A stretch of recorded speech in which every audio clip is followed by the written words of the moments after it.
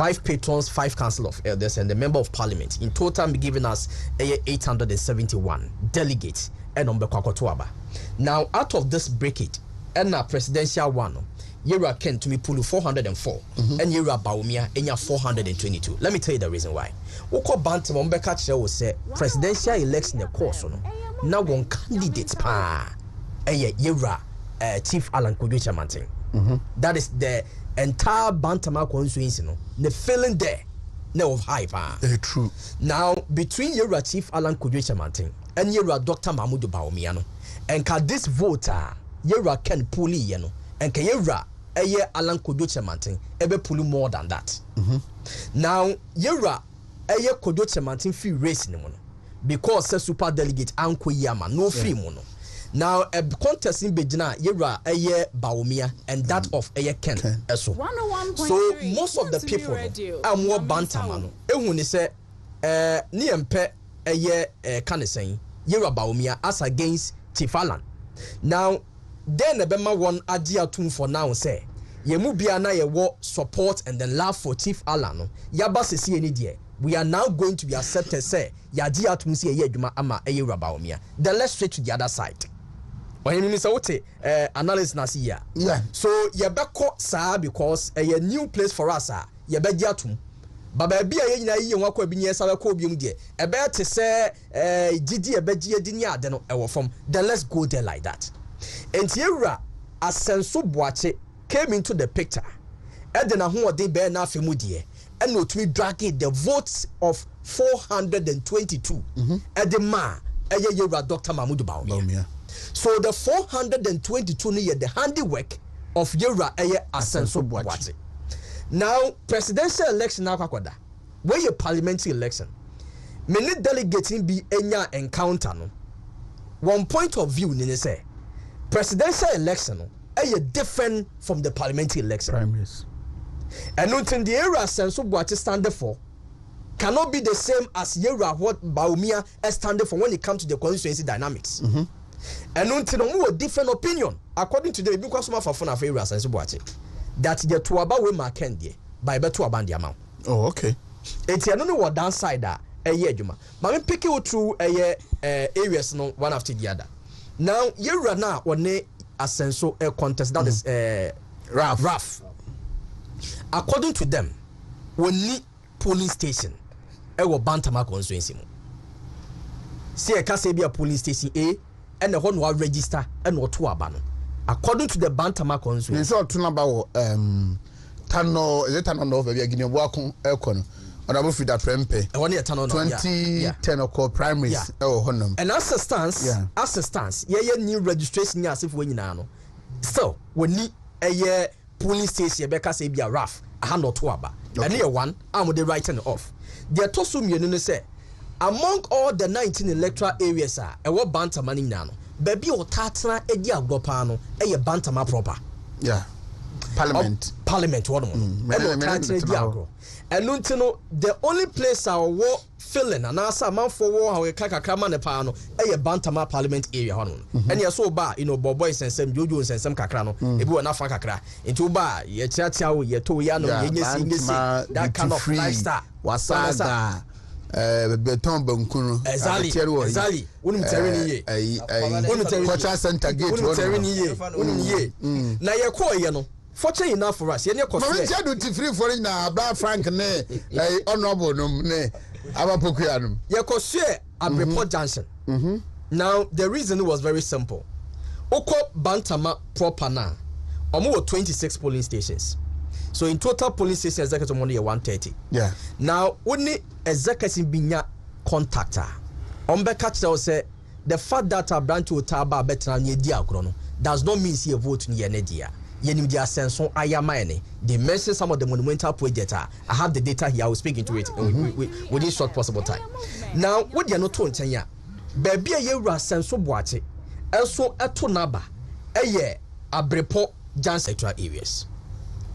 Omo 165 polling stations. And the OSHA 5 by 165. It means total polling stations 825.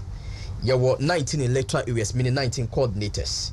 In addition to 17 constituency officers, 5 patrons, 5 council of elders, and the member of parliament. In total, be giving us 871 delegates and on Bekwakotuaba.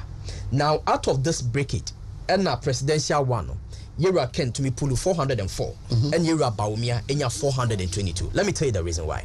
Oko Bantam Ombeka will say presidential election the course now one candidate pa and Yera Chief Alan Kojo Manting. That is the entire Bantama constituency, no, the feeling there, no of hype. True. Now, between Yera Chief Alan Kojo Manting and Yera Dr. Mahmoud Baomiano, and can this voter Yera Ken Puli, yano, and can Yera Alan lawyer Ralph should not be surprised. What they are going to stick to now is about propaganda. I mean, one who said election or more lose election every. So whatever they are going to do now, we will switch to propaganda. You be can sama any their fan with their torso. So it's up to you, say we didn't be ana. Obama amount for still now appreciate the good policies are. That's all. Now no more question that good rapport. The agenda of propaganda will never buy into them. They are not ready. Ready so will be able to about constituency now in a pay. And as I said, the key word that we are so pano. And they say a grandfather cannot leave the seat for another grandfather to come. We need the son to rule the constituency for us. And nothing no munya what did you sonko our lawyer Ralph. On men on basis. Now find ye juma. Be quiet for air shedding so be the air constituency in no wabuama be a day, every ni pay. And to man and send the home cry. Karanko Bantama. What's a Bantama? A traditional constituency. And here a whole lot of history.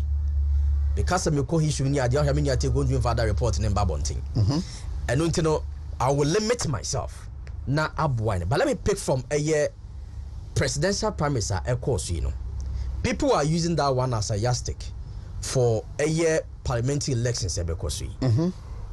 Let me take the pain Namenfa resource into you once again. Yera Ken in your 404 votes. Yera Dr. Bantama. Okay, what about Bantama? Exactly. Okay. Yera Dr. Mahmoud Baumia in your 422 votes. NDC vote at it. Oh, here just like me back on hand say 2020 say you're marking 200 more. Baumia is going to win. I am saying it again. NDC vote in Ashanti region will drop. NDC's vote in Ashanti region yes will drop. I am telling you today. In the 2024 general elections. NDC vote in Ashanti will drop. Market where water will not touch. Today, 9th January. Meaning, sir, you cannot share with the public exactly what you are going to do. Yes. The operations, whatever, the ways and means are a bit dropping on my votes, no. But the little that you can share with me, why? What are you going to do? For the past times, if I tell you the contact and the networking we are doing after 4th November, no? I am telling you, sir, you are not sleeping. Good one, you'll be shocked. The good one, missing the boss of Crampono or the officer, or by surprises, and I've way more.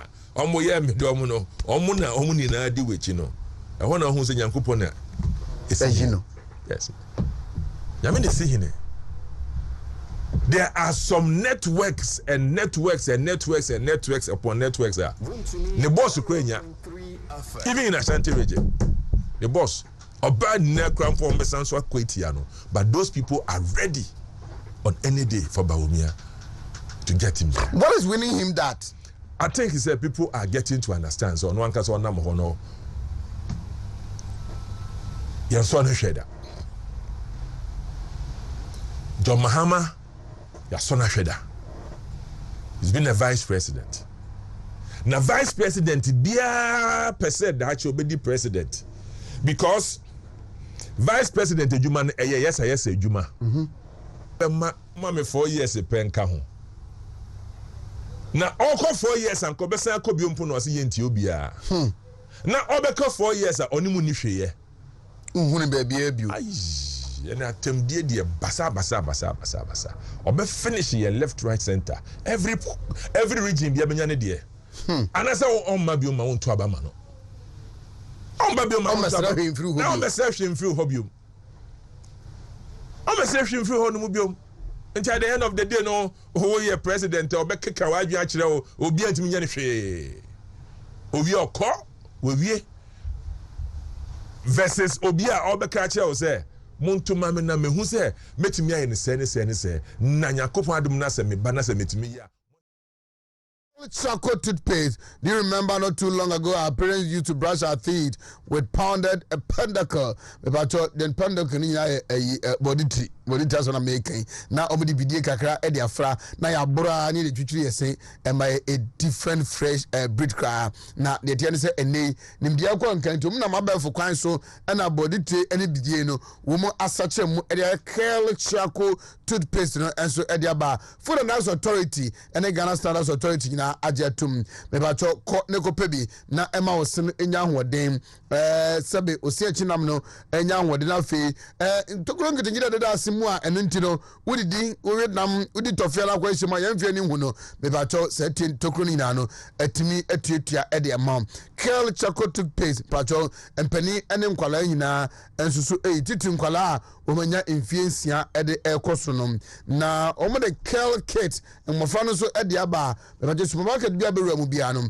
wonsa ebetumi akabi ensusu o vehicle 20 there maka say immune system no eno na eyemu adwuma e de ama e boost immunity na fe a combat your exhaustion we adwuma kakra bia wona kakra bia wote bre e woni padua no ma me ba cho ebetu ase e de ama na fe eniema udidi kompa etimi mane che answer de na digest no me ba cho eno so etimi improve no 0244876321 and on the numbers abefre now vehicle 20 no me ba cho unsa etumi aka odie asomache yeah no ene ba oh nyame aso oh ya pa ko me ho ye papa na si dia so dia you nya grokra anya ne sai nye now say ya mompa e mai atamfo nya da omo ntena se zaka nya mi ku ma ye hu ma ne hu atoye so mbeti maku anya me ku mama ho sa ho so montumi nku ye de nyambe ja ho sa sometimes they have to be around us so that umami ani ada ho no masa hu de nyame aye so ni ho a ye hwe ye hu ye so much so mo ho a ye be ye nda ho ye be hwe hu ye kanya mi ku omso anke o beto ye yo de ni pa be ye o no ho mi yo mu free wa hu o mu aja na ho ato kanya mi nku omu nya mi nku omu ma ye brebra mama na ma ho sa na tie ni entina be bi ne enwene ye hu na so nya bad no so nya bad sa se hwe omu wo hu o no nya wo kwa ho che ni busu efo sa na tie okay so bo mpa ya ma na tena se ache no so yew de bia na se o tete o ha nti ne oni ho bia mu de eja na ho ato na wala ba so bo mpa se rade ma won hihye nyina enye nsusu so bo ne wo so eno so na betena baby eno so nti eno sa na wo se nya misira ye no mo de o mani hu bi so mo hu ya no mo se o mo trase se sa de afan na emomo no so mo bopo se nya mi ye free wa se ma wani wa hunu se wa dia wa se they will see onye ye hu se kire ne so na ayeba apembeto bonkum na opidu tutu nifa na so bi nkan ye niwa ni ade behwe ni ehunu obonefo akachi ahono obodua ho ediabo oh I see na ja se wo kire se manya me mfa nche no Davida they should leave okay na ayeba na sometimes a situation a wom no so sana tie so ho situation go it calls for what yes say your mom pie my atamfo onim say wase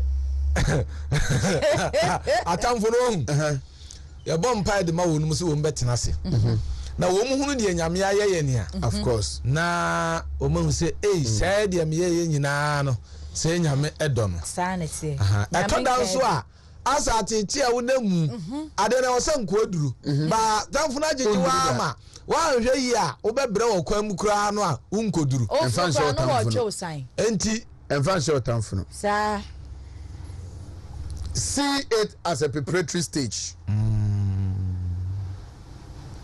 see it as a preparatory stage ayaba your enemies or the devil cannot be so powerful than our God. Oh, that one there. The creator of heaven and there. But I hear ba. Isa say adie bia be chichira asase su no. Wachichire wo soro. So wa ma ho kwan a ensi. Obi ntumi nya bibi aje so de firi ama no. Na de na nyame so ma. It means sometimes our God permits our adversaries. Our God permits our trials and our challenges just to prepare us for our next level tomorrow. But evangelist, Oma ho kwan na odiesie and crow. But edifa eduru baby edifa. Ani ba eduru baby a na kampempenso a obeduru no. Na bonsam ana atamfo na mo anuru ho. Ani ba na nka Moses nyaaya nko bedu bo sha asase no so pa. Ya so Israelfo atiti nti. Nyame hye no bo so obemene duru. Ade no obekọ. Sa nyame na ka kire no. Ba wa anuru. Nyame hye no bo. Ba wa anuru. That means say nyame ehwamodifo. Da bi na matete a na Israelfo ne tete no as leader nti no. Ma sa bo hye na nke da ho ma no. Joshua I have said many times that we should pray for the spirit of perseverance, the tenacity to endure the pain or the challenges that you're going through. If you want to be a leader, that is it. But I never. Oh, Paul preaching, come on. Paul, what you have to strike, but at the right time. Paul, sometimes you need to send a signal. But in all this, there is a God who answers prayer. I know. Yes. But was a pa. Enye da bia na se onu ntoko ko Nyankopon kumi ma na ya applicable. Enye da bia na ya applicable. Sometimes you need to strike for the people around you to know that you are what you are and not what they think you are. Paul edu baby of atiti ma mo ka say Dimas Nyankopon twa ka.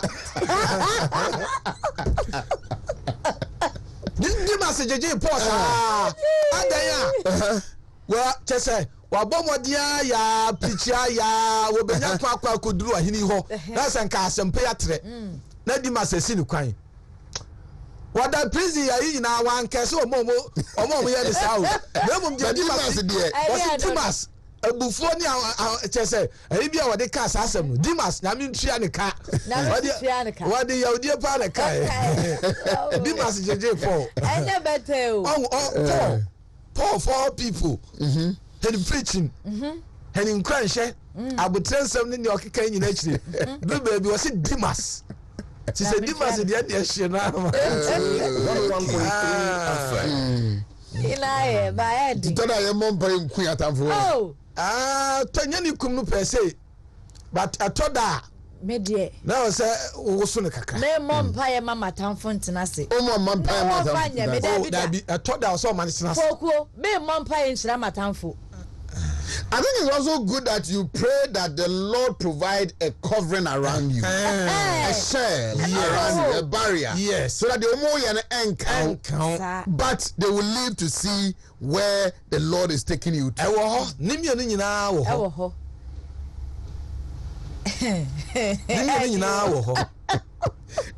I prefer pa. Nimia ni nyina ye adwuma oneba. Nimia ni nyina but pempi no ya ye ma ne wo mo ntena se nhunu no enoso. Enchen say so omu won de me de nya wo per se but no wo nya me de nyame ayo. Wo per se but wo nya. Anya izo. Omutenasi hu a ya na hye nyame ani munyam ba se wo bahwi ase na nyame ani munyam ne mamu de ene nkronko so hu right 7 minutes before 8 yanko Dawbo ka tawdo abidwaso na no pedi ti ne ko ne sisi ne ko todwe ne beti na matwe na bakọ ne namposo na udu fi a ye twedi ti ne aka no di ni atrasi ya say obia bedi di amen peche Yanko Wontumi today. Chairman Wontumi down. Na ninsema wadi atudwane. So ti ase. One say man peni dada. Ghana doesn't want honeymoon president. Chairman Wontumi fires Mahama. Okay. Mahama so pedi. Yaman honeymoon time. Now family cinema. And that is a response from the Ashanti Regional Chairman of the NPP, Chairman Wontumi, to John Mahama. Okay. Enti say ya to abama ni wia. No akwa 6 months akodi honeymoon. Ansana. Oria ansa no aba. Na beba bewie ebebe ni ministers bewie be bibia bewie. Say na 4 years na so. Enti we no kasa kwa no oka. Be say wo kire say say obey president a time no so enso no. Obey extension. Yo. Kasa kwa. Okay. Yanko Enti won so osu ba mpadie Aboa papa. Na wodi atudwa che say eja mama yani ayema mpani dada Wontumi nukre ene say so woni bibia disie former mpani dada Jennifer Satamos ni wo no ho dia enye ya besere no from makwam on feel free na nhwemu nkoso e woni wo no ho asem ho ana venso Ora George Akom such a firm place parliamentary candidate for NPP incoming MP was say NDC what would your dad your would you monto mame things only about vote for us policies. Niema ebe mo voting. Good. Leo bribu ya fifi kwete. You are inward looking tribal. God. Kasa muntitimu ni abusia muntitimu ni ohani ade no ana wakasa de atia. Next paper Mama so e daily guide de obokrata na susumu e.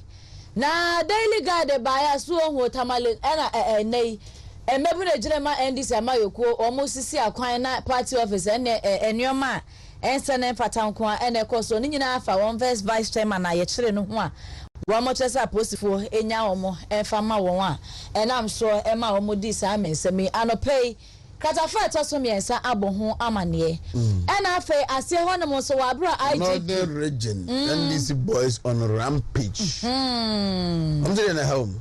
Okay. Ya kire won chairman nti omo ntiase Your boy mo treasure so mo treasure na frefra no. so do mo ntia say ya wa bo bi ni achi no.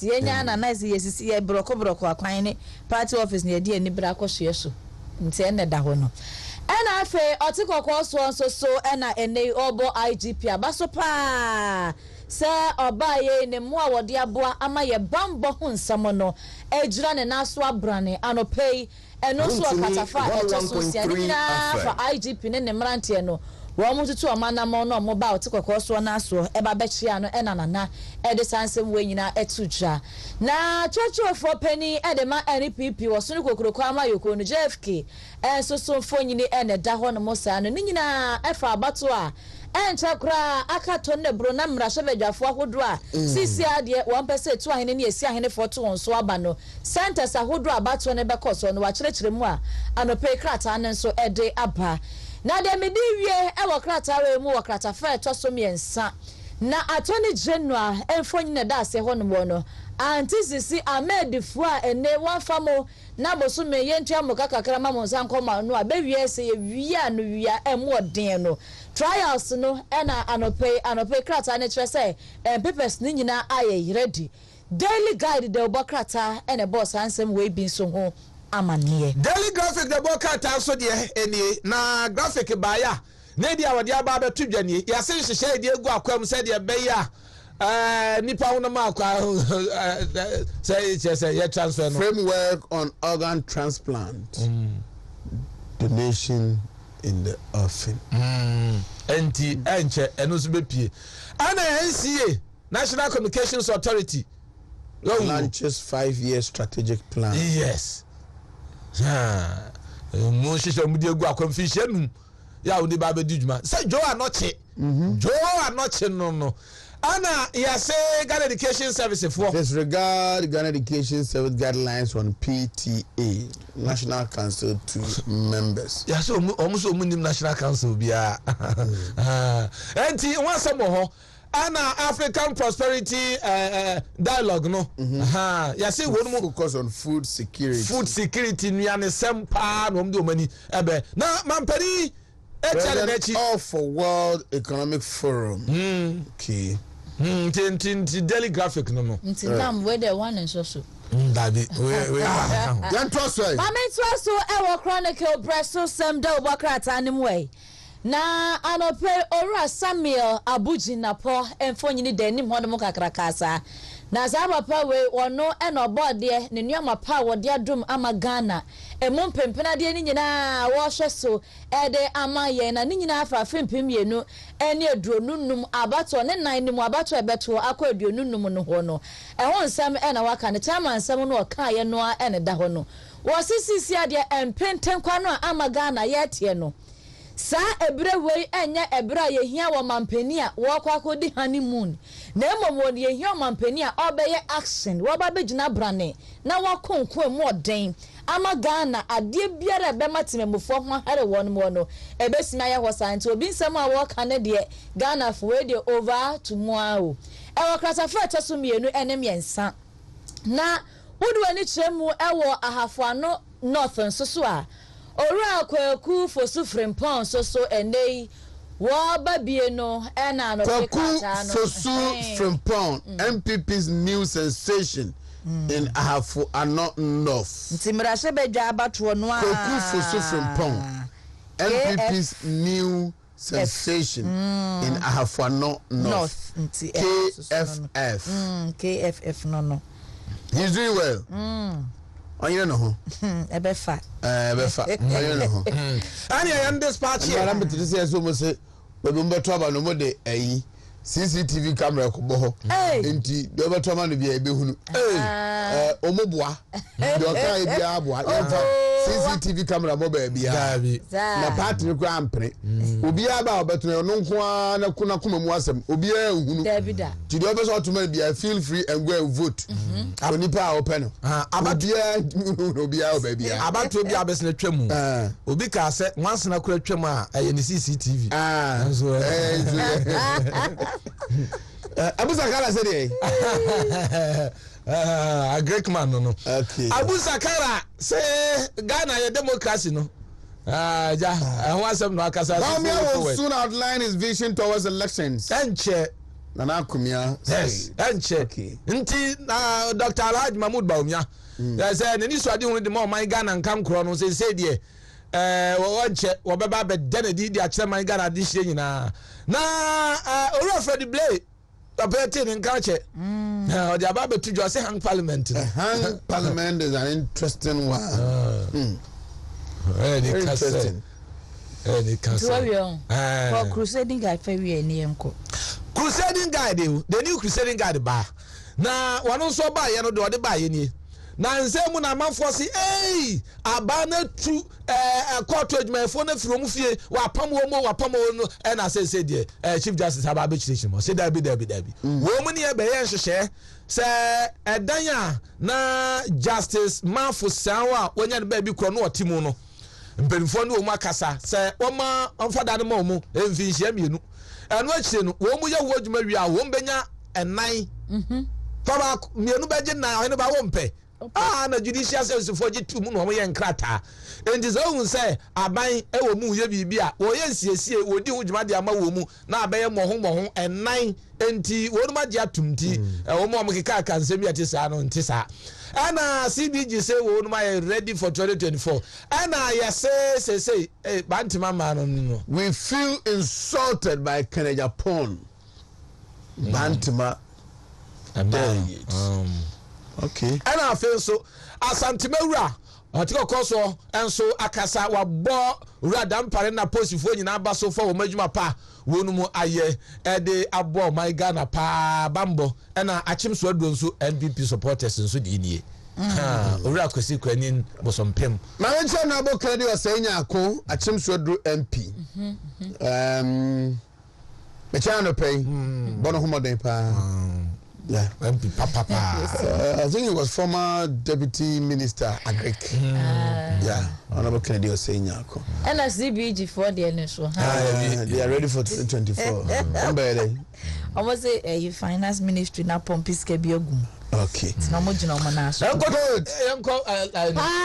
2. About the birthdays. Is it a day obi ni birthday? Dabi. Sir. Dabi I will be every day. Dabi obi ba dabi obi ko. Ebi wu ne na ebi ba. Ti sa na ti. Okay. All right. I say you kwan no. Na Honey. happy birthday Enkoma Francis Kamafu. Mafu. Na dodo no afro ni cute. Na otrade ewo Arisim Kaira MAJHS a eno ewo offenso. Na wey every message Kaira. Kaira. Okay, only I say honorable Brian Champion free no. Kaira. Offenso Kaira. Okay. It's way every message paper. Na say president can train who can is ambitious. And anope Oma Francisca happy birthday. Na onuabema wadasui eye kwaku mensa abrampa. Na your reporters omo bo Muhammad ne pa na baku enie. Ene eye na woda enti we efri nyina news. Gift FM. Gift FM. Bono mantem ho. Na ojine mo mayen so o report ba aha say mayen pa enti we newsroom for nyina ya ma happy birthday. Wey aye Grace Entry Reverend Kubison International School and our Wokonu School. Na Grace and Kubison. Reverend Kubison International School. I see. Auntie Grace and her birthday. Grace, they wish you happy birthday. Now Grace, you know business ana. Reverend George Edubofo and that's one. Reverend. Or a head pastor at the Active Faith Assemblies of God. Active Faith. Yeah. Assemblies of God. IPT extension. Now also a country director. IPT here. Or a country director at the Mass Society of the Aged. It's a Reverend and pay your mouth happy birthday. For almost often no. Say Assemblies of God now. Why would age. What's your wishes, Nasa? My chosen church. My mother says we should be happy birthday. Age, my chosen church. I say Janet Mensa. A student nurse, was Centreso Government Hospital. Kwame, what that picture now for mommy? Na men celebrated this lady, this beautiful young girl. On behalf of Boshebana, working on from Boshebana. On financial Kwame Madison. I say young Moshe Janet Mensa, student nurse. Ono was in Centreso Government Hospital. And wishing a happy birthday. Inti Janet Mensa in to Kwame. My why? Most of the guys okay. Mama 4 years a pen kaho. Na oko 4 years and kobesa ko biompo no ase yenti obia. Na obeka 4 years a onimu ni hweye. Uhunu baby abu. Ai, na temdie die basa. Obe finish your left right center. Every region bia benya ne die. Anasa on mabio ma won to abama no. On mabio ma won to abama. Na on perception through hobium. On perception through ho no biom. Until at the end of the day no who ye president obe keka wadwe akire o obi antimi nya ne hwe. Obi okọ, we versus obia obeka akire o say montuma me na mehu say metimi aye ne se na yakopon adum na se me ba na se metimi ya mo se hira me ama me asanso akobiom. Black and white ni color TV obeto there. That's the issue at stake. In today's election, people know are getting to understand. Say irrespective no, but Wumiano or a man of himself and or a man of his own ideas. Into obeki kan nsema obetumi aye because we got na when we say na de netie. Into obeki kan de obetumi aye and na de Ghana for a pese omuhu no ono afeli say our models are ebetumi work out amayen when he has the power because we are vice president nanso so ohineba sometimes boga ne ho nya hiu na do kura boga bag na say president we bi krampo no anka ne ho problem bi eni no ho ba busuafo ne nkofo bi wo ne ho 2 million bi akofo faafo mo amasa omo kura omo na mama mpani ho aye omo di post do krampo chen eche ministers no o minister krampo wa say okoto omo ankoto omo okra wa juma ne be jefuzie hwe enti boda de ho nya ka de ne ho nya yo do krabo ga baga police can free mu di man nkofo no abema boga ho aye seriously enti mama 4 years penka ho na oko 4 years anko be san akobio mpo no se yenti obia na obeka 4 years a onimu ni hweye nhunu ba bia biu na atemdie de basa obe finish your left right center every region bia benya ne de anasa on ma biu ma won to abama no on ba biu ma won to abama na on be say hwem free hobium on be say hwem free ho no mu bium until the end of the day no who ye president obe keka wa adwan akire o obi antimi nya ne hwe obi okọ we versus obi a obeka akire o say Wontumi me na mehu say metimi aye ne se na Yakobon adum na se me ba na se metimi ya mo se hira me ama me asanso akobiom black and white ni color TV obeto there. That's the issue at stake. In today's election, people know are getting to understand. Say irrespective, but Wumiano or a man of himself and or a man of his own ideas. Into obeke kan nsema obetumi aye because wakotena when we say na de nete. Into obeke kan de obetumi aye and na de Ghana for epese omuhu no ono afeli say our models are ebetumi work out amayen when he has the power. Because we are vice president. Nanso so ohineba sometimes boga ne ho nya hiu na do kura boga bag. Na say president we bi krampo no anka ne ho problem bi eni no ho. Ba busuafo ne nkofo bi wo ne ho 2 million bi akofo faafo mo amasa. Omo kura omo na mama mpani ho aye. Omo di post do krampo chen. Eche ministers no. O minister krampo wa say okoto omo ankoto omo okra wa juma ne be jefuzie. Enti boda de ho nya ka de ne ho nya yo do krabo ga baga police can free mu di man nkofo no abema boga ho aye seriously. Enti mama 4 years penka ho na oko 4 years anko be san akobio mpo no se yenti obia na obeka 4 years a onimu ni hweye nhunu ba bia biu na atemdie de basa obe finish your left right center every region bia benya ne de anasa on ma biu ma won to abama no on ba biu ma won to abama na on be say hwem free hobium on be say hwem free ho no mu biu until the end of the day no who ye president obe keka wa adwan akire o obi antimi nya ne hwe obi okọ we versus obi a obeka akire o say Wontumi me na mehu say metimi aye ne se na Yakobon adum na se me ba na se metimi ya mo se hira me ama me asanso akobiom black and white ni color TV obeto there. That's the issue at stake. In today's election, people know are getting to understand. Say irrespective, but Wumiano or a man of himself and or a man of his own ideas. Into obeke kan nsema obetumi aye because wakotena when we say na de nete. Into obeke kan de obetumi aye and na de Ghana for epese omuhu no ono afeli say our models are ebetumi work out amayen when he has the power. Because we are vice president. Nanso so ohineba sometimes boga ne ho nya hiu na do kura boga bag. Na say president we bi krampo no anka ne ho problem bi eni no ho. Ba busuafo ne nkofo bi wo ne ho 2 million bi akofo faafo mo amasa. Omo kura omo na mama mpani ho aye. Omo di post do krampo chen. Eche ministers no. O minister krampo wa say okoto omo okra wa juma ne be jefuzie.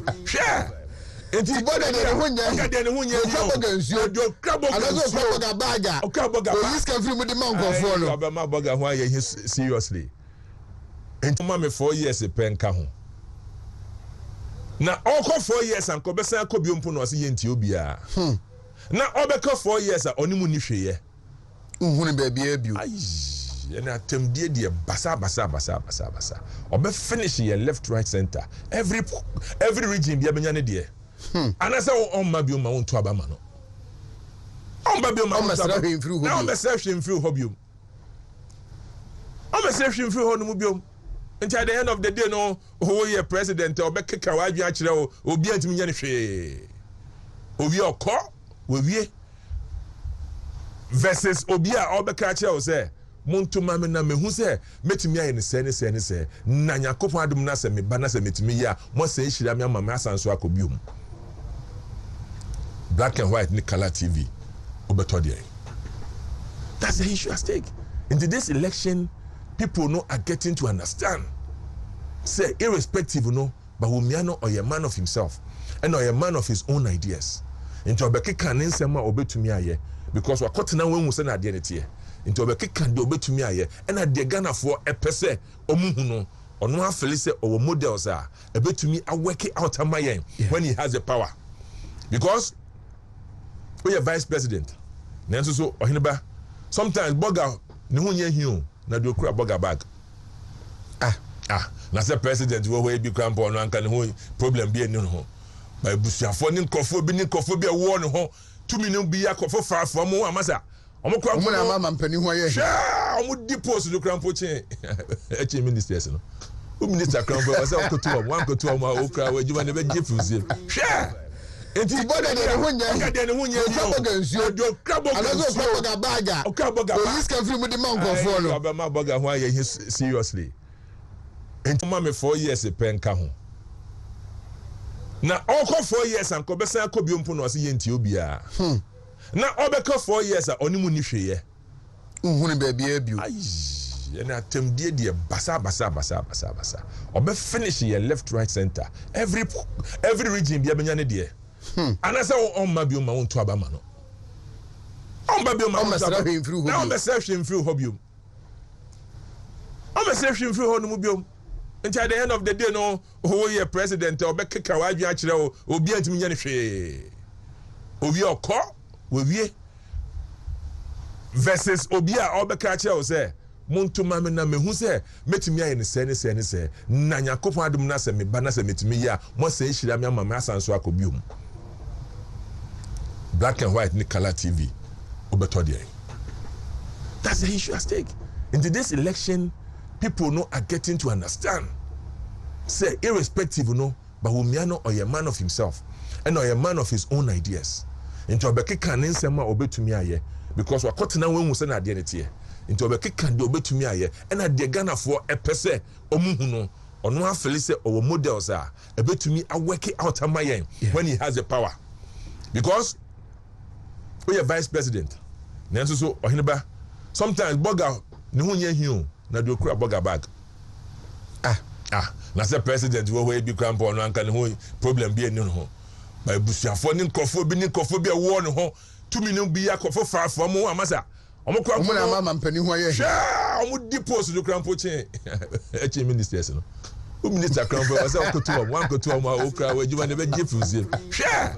Enti boda de ho nya do krabo ga baga police can free with the man go for no abama boga ho aye seriously enti ma me 4 years penka ho na oko 4 years anko be san akobio mpo no ase yenti obia na obeka 4 years a onimu ni hweye nhunu ba bia bio na atemdie de basa obe finish your left right center every region bia benya ne de anasa on ma biom ma won to abama no ye me road ya na kwa na ba dia se omunsa a omo ye ho dwuma da omo ye no bi wo ha omo antimi enkoye bi omo so be ma subcontract nti omo na ma subcontract a contractor ne ba kwan ne so obedi kan ye failing nti o ye failing no ewie no na o se o gravel but according to the course no na MCS kasembi wo ne China bureau ne subcontractor in term nti jodi kabe before Xmas no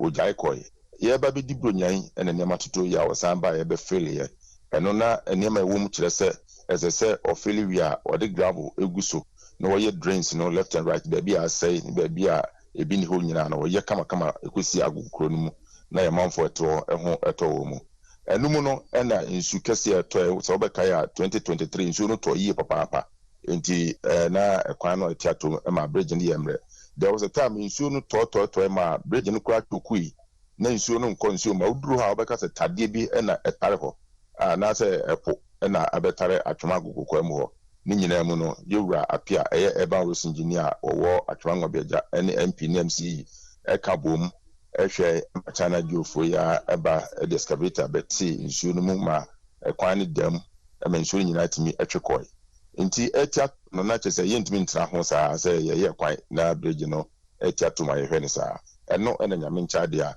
ɔmo ɛnya contractor ɔno nso aba ɛkwan no so a sisi a wɔbɛtwam na no sɛdeɛ na adwuma de bɛkɔ ntɛm nti no na nka obɛtumi ayɛ diversion ama cars no atwa mu wɔ main road no so nkyɛn hɔ no a but yɛtra ase bu nkonta no sɛ wɔyɛ diversion wɔ nsuo mu hɔ a na kyerɛ sɛ kwan bridge no bɛdi bɛyɛ bosome bɛyɛ 9 ansa na wɔatumi awie na mmom nso wɔsi kwan no outright na nsuo no kaa nkɔ kaa ma na ɔyɛ kwan foforɔ bi ma ɔmo fa so a ɛno bɛma adwuma no akɔ ntɛm a sisi a me ne wo ka sɛ ɛnna a wabɛhyɛ aseɛ yi ayere so a bɛyɛ bosome mmienu pɛpɛɛpɛ na wawie bridge no sɛ mfomsoɔ bi ama a ɔnya akwansidie bi a bosome mmienu pɛpɛɛpɛ na wawie ɛnam sɛ nti wɔsoma me ma me kɔ kurom hɔ mede car a ɛyɛ yɛfrɛ sɛ information van esi so ɛkɔ agokurom hɔ kɔbɔɔ ɔmo a wɔwɔ nyinaa nkayɛ ɛyɛ ɛnora adwada yi ɛne nansa ne adwada yi ɛne na awɔtwe na mekɔyɛ sɛ adwuma no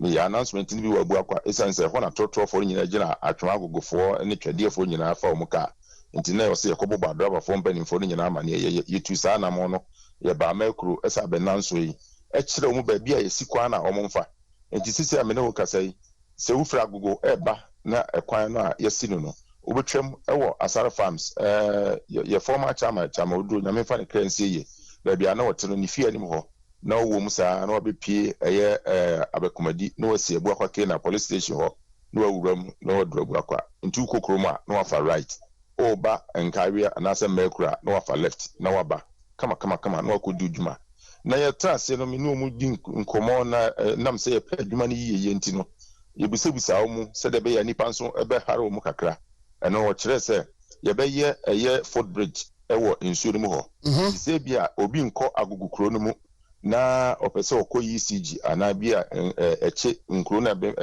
anaa houses ɛbɛmbɛn hɔ no bi a na wafa footbridge no so kaa no bɛsi wɔ anim hɔ a na ɔnante afa footbridge no so na wɔwura ECG na deɛ ɔkɔyɛ biara no wakɔ akɔyɛ nsan sɛ ɔmo ECG substation kɛseɛ na ɛwɔ hɔ no ɛhwɛ nkuro no mpatam ha bebree nti nnipa ɛkɔ hɔ no so dɔɔso na ɛwɔ sɛ yɛdwen wɔn ho ɛwɔ saa kwan no so ne nyinaa ɔmbɛyɛ kama ama adɔfoɔ ne nkurom a ɛte hɔ nyinaa ɛho ahare mu nti me nua kwabra sɛ wobusa me a na asɛm da a yɛwura agye ahwere wɔde ne tiri paa mu a nyame adaroma atɔ asopa mu a mpanimfoɔ aba kwan no so a mobɛyɛ ɛde ama yɛ no na deɛ ɛwɔ mu nyinaa ɛno no ɛkwan a aka wɔ constituency no mu a ho nkɔmmɔdie ɔmanfoɔ akoma wɔ so ɛwɔ ho no so no ho anamotuo ɛde sɛ are there some of them a wobɛtumi update ɛwɔ ho mepakyɛw pii sɛ woda w'ani na wokɔ ɛyɛ afari tu akorofo mu a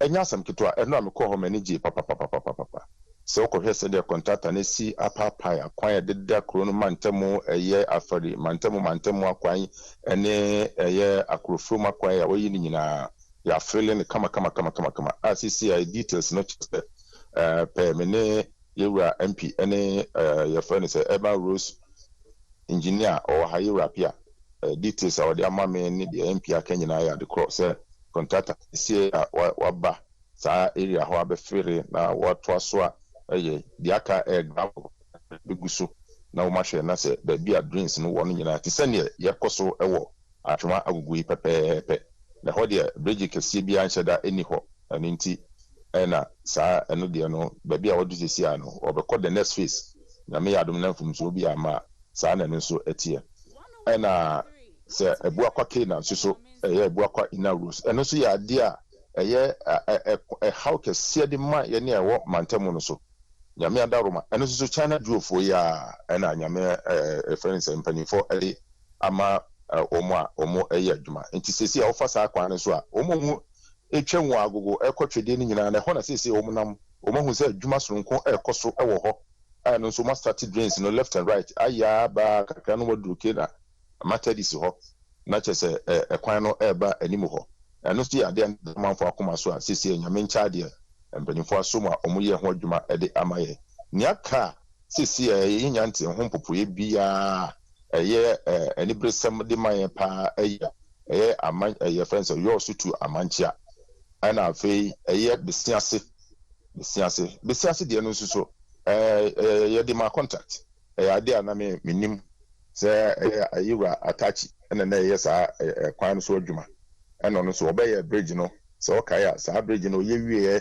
na ho feeling ne ade ɛnam sikasɛm a na yɛn aba yi ɔfa mu nti no na ayɛ den sɛ ɔbɛfeeli koraa de ama yɛ ɛno mu ɛna yɛwura mp etu anamɔ tutututu yi a nyame adan ma ɔbɛyɛ feeling no ɛma asese kaa etimi akɔba die ɛwɔ hɔ no ayɛ simple kakra deɛ aka ne sɛ yɛtwɛn na ɔno nso so ne nsa bɛka sika na ɔbɛtoa so na ɔayɛ ama yɛ deɛ m'ani da so bi mu a ɛno nso yɛwura mp atia me nan so a ɛnkyɛ koraa bɔne bi ama na contractor ɛba so ɛyɛ manhyia inner roads manhyia town roads no ɛno nso so ɛyɛ adeɛ a ɛnkyɛ koraa no nim sɛ contractor bɛba so na ɔba abɛyɛ ho adwuma ama atwerɛnwa bɛgya constituency yɛnso so yɛate dɛ kakra ɛsiane sɛ yɛne abere yie papaapa ɛfa yɛ kwan sɛm ho ɛno nso yɛ adeɛ a menim sɛ asantema mu ha ɛyɛ problem kɛse a ɛwɔ hɔ ɛde ma obiara sɛ mede ebuakwa ke na ɛka ɛyɛ case study a ɛhɔ yɛto aba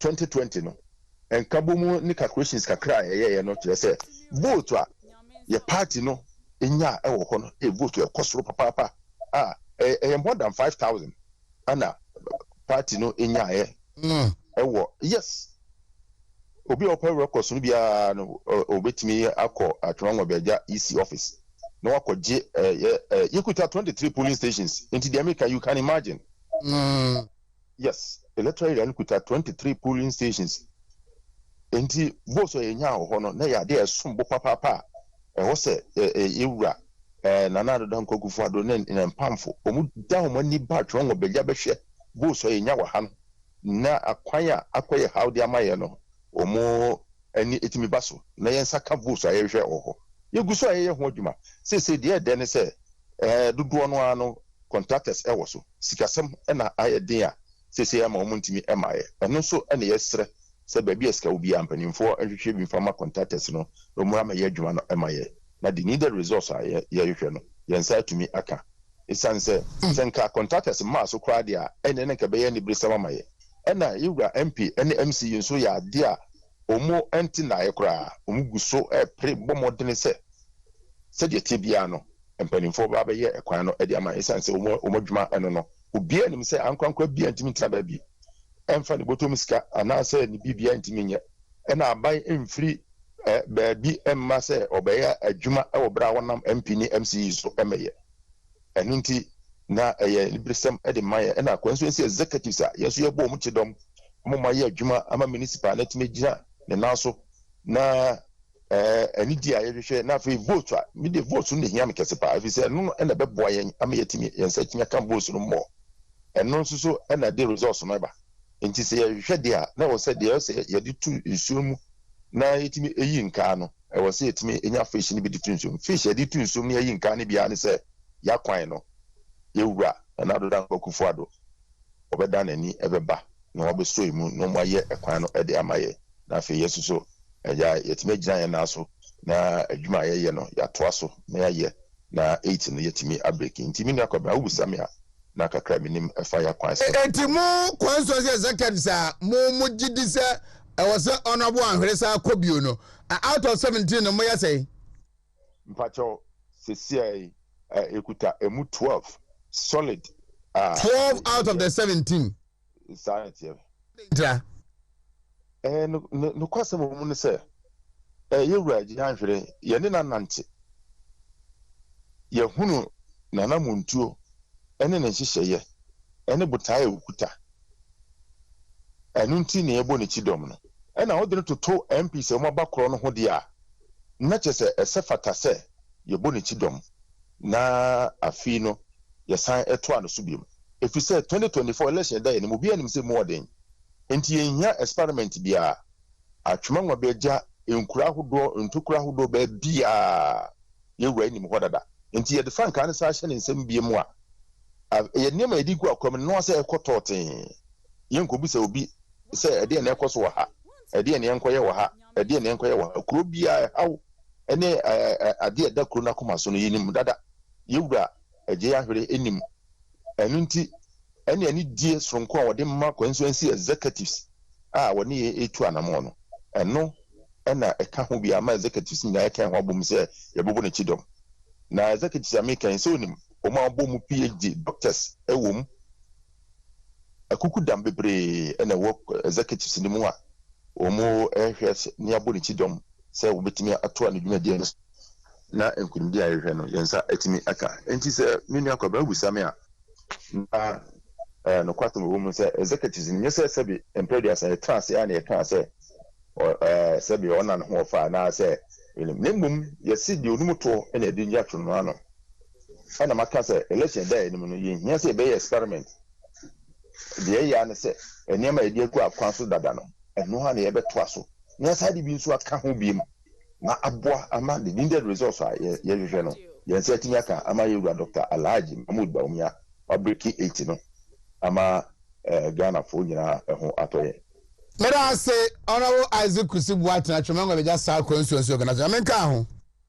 Mera say yakaba on council. Enti ano eyefie nkoma Daniel Teko Atena say sa ensoso na Archibald Jesse senior archi no ska won ho brutal ono so Atena say Branya Bon Eba Christian Opoku Adjuman Eba Bashaba help me me my pictures be Adjuma kakra a chance upon say honorable Emmanuel Jahwe aye e wa twmango beja constituency mintimi ka constituency bia hu komona me fie de me nkoka ntino ma mintwamfo nyini kakra nchemo aye adwuma wo hono pa enti Bashaba ya no abo amena say quickly me ready through we krana education our 6 unit classroom block or any ancillary facilities our Kobein or another 6 unit classroom block I will see our Besiase another 6 unit classroom block our Nebehi a 6 unit classroom block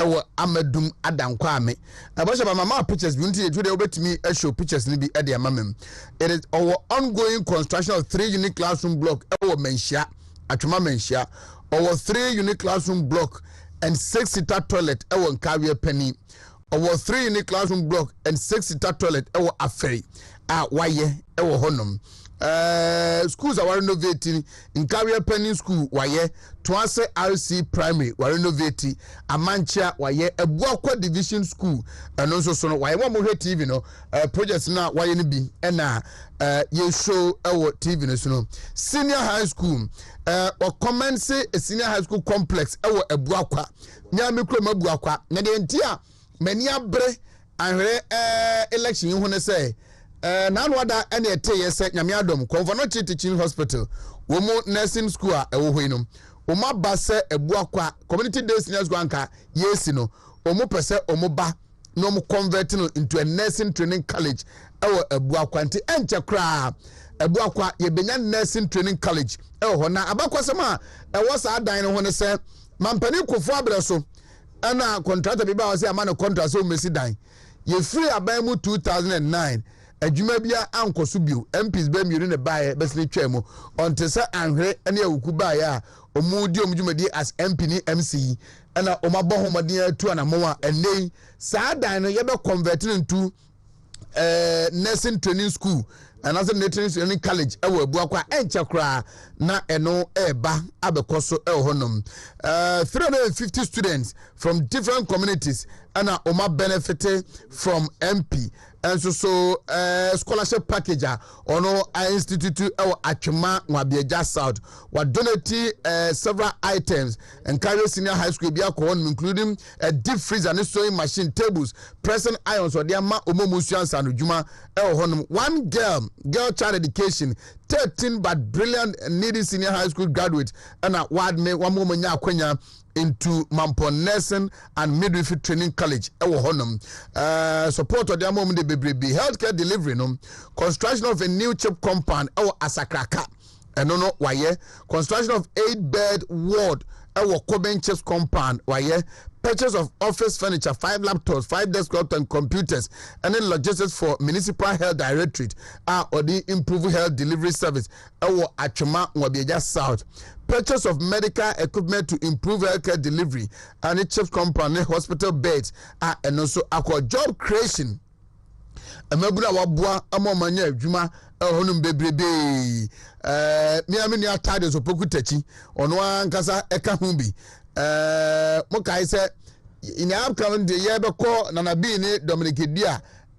national youth elections no na tadios support Dominic Dia na emum akonya ba se GRE na we se MP dina no tum na na bi eboa no oboai amatarios ene GRE eno ye na adwuma enso so honum 154 youth and our employer mu afforestation ebaye 90 of them and so cocoa pollination omunya adwuma 22 and I observe mu as Ghana Education Service teachers and so our atwema ngobieja south na and so honum da infrastructure adwuma waye no akwan ono eni ahoden so the best dey bond three so saa work class of line and ye no say enye on na ye aban na ye asia nyanye he no na ye dey bond three so passe besiaso road eno no omutu hu ana mase passe adwafo eno so graded 19 junction tabanu to Bosankro road Nkaria Penning to Nkran road and afe akrofom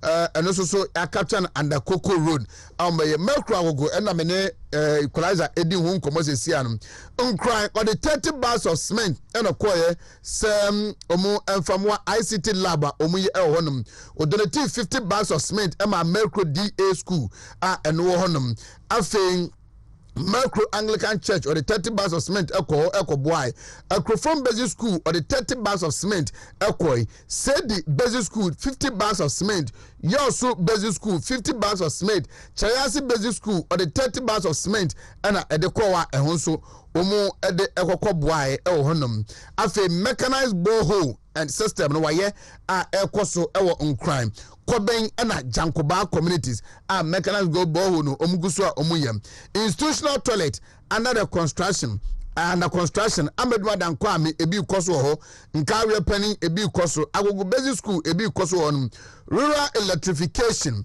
wadonate transformer oboaye amayede akọ amanchia and also omashase eye hu adwuma work has also already commenced in 10 communities in Achuma Beja say ye be adiomu to national grade no school feeding program and also so waboa ama ya extend ye bia ka ho eboa kwa RC primary A eboa kwa RC primary B Nkaria Penning DA Nkaria Penning DA Anglican Nkran Anglican primary Nkaria Kuma Anglican Nkaria Kuma Anglican primary B Kufo DA primary Asakraka DA Nkontomre DA Amancha primary Yosu DA Al Khatab Islamic Nkaria Islamic school Shehu Bisiase Methodist primary ninyina no wa extend school feeding e de akohonum enyina na ogusua etu anamonse mpuntu ebeba the first time na on a board bias the second time and wabeda national fire service omo board so enkwala 20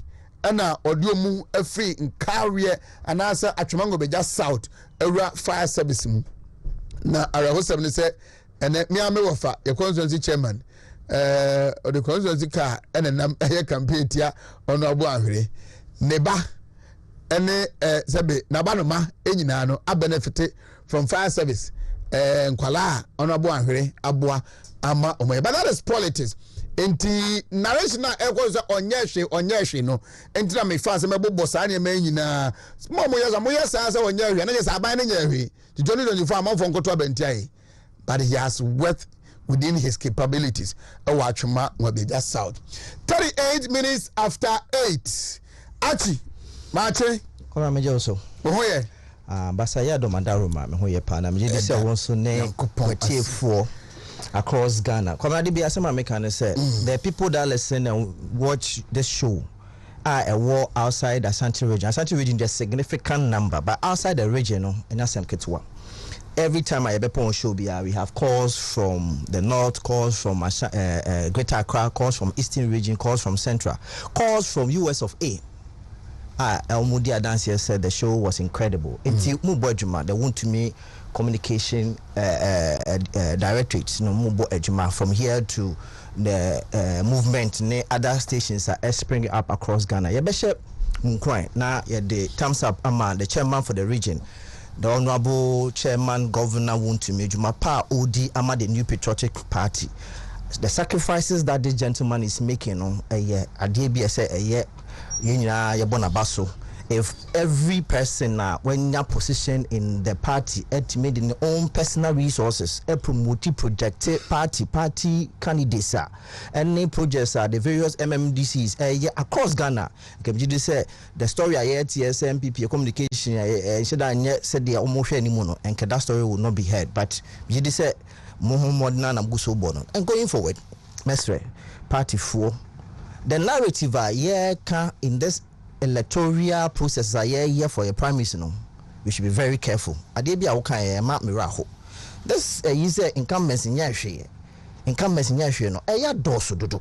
Kabana eya dosu dodo. You cannot say for 4 years school renovations, hospital renovations, scholarship opportunities, and sika MPs edema constituency. The fact that a being so does not mean say MP in Yashi. Okobo so me from one. I'm on one page. So the achievements of the Honorable Akwesi Daku Boate. Young man, me say I'm a stomach communicator.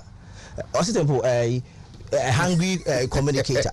It's even quite any profile. And I'm sure branch here, Nima or no. Yeah, man, elections, you know.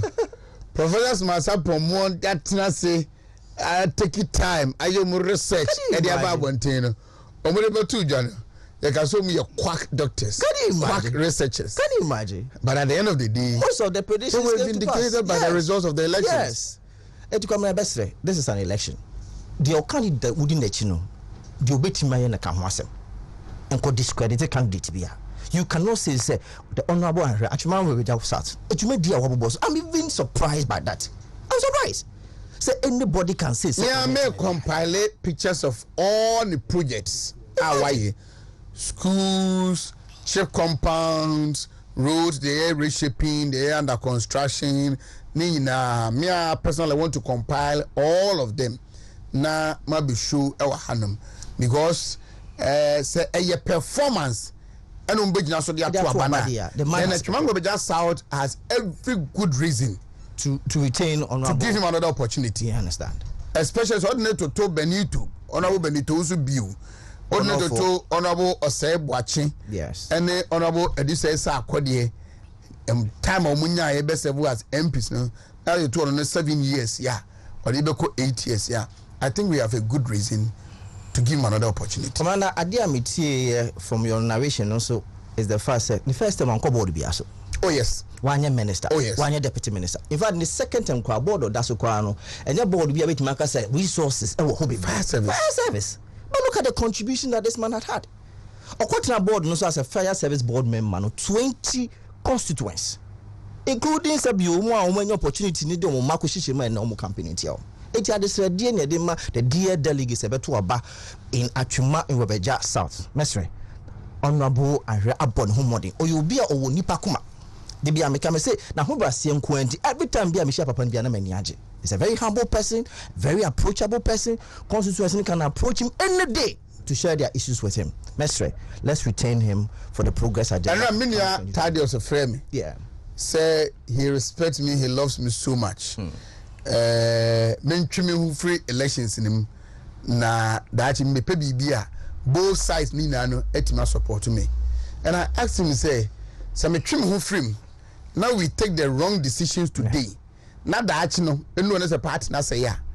What will be the benefit? What will be the benefit? Can you imagine? And it's not about me or what I'll be looking for tomorrow. It's about saving the constituency. And the progress agenda. It's about saving the constituency. Me wo voice audio and you see, police station officers here kotoba no. let's be mindful of what will be happening from today to Electoral. Me papa me for retired commissioner 24 and obi akodi nkomo say election na okomu no two options. Onu so obekọ independent. On when so so MP no on fa nya hwe. Na anhwere hu obufu nti na oba nti no asante ka so ye betu bibi asawra ma se chese. That's what I say no. Also did 4 years no ato na asawra. And now sa voice ni pie no. They are finding means to doctor a tape with Anhre's voice in conversation to come and equalize Imagine this. You see, when we do this, here we will want everybody on board. We want everybody on board. Come on, very sad. And to a police station officer. Yes. Now, ubedi sikechi,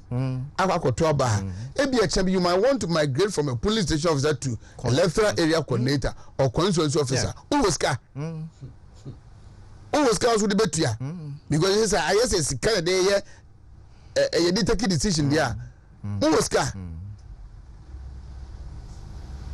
To come out, a wholesome parent mestre.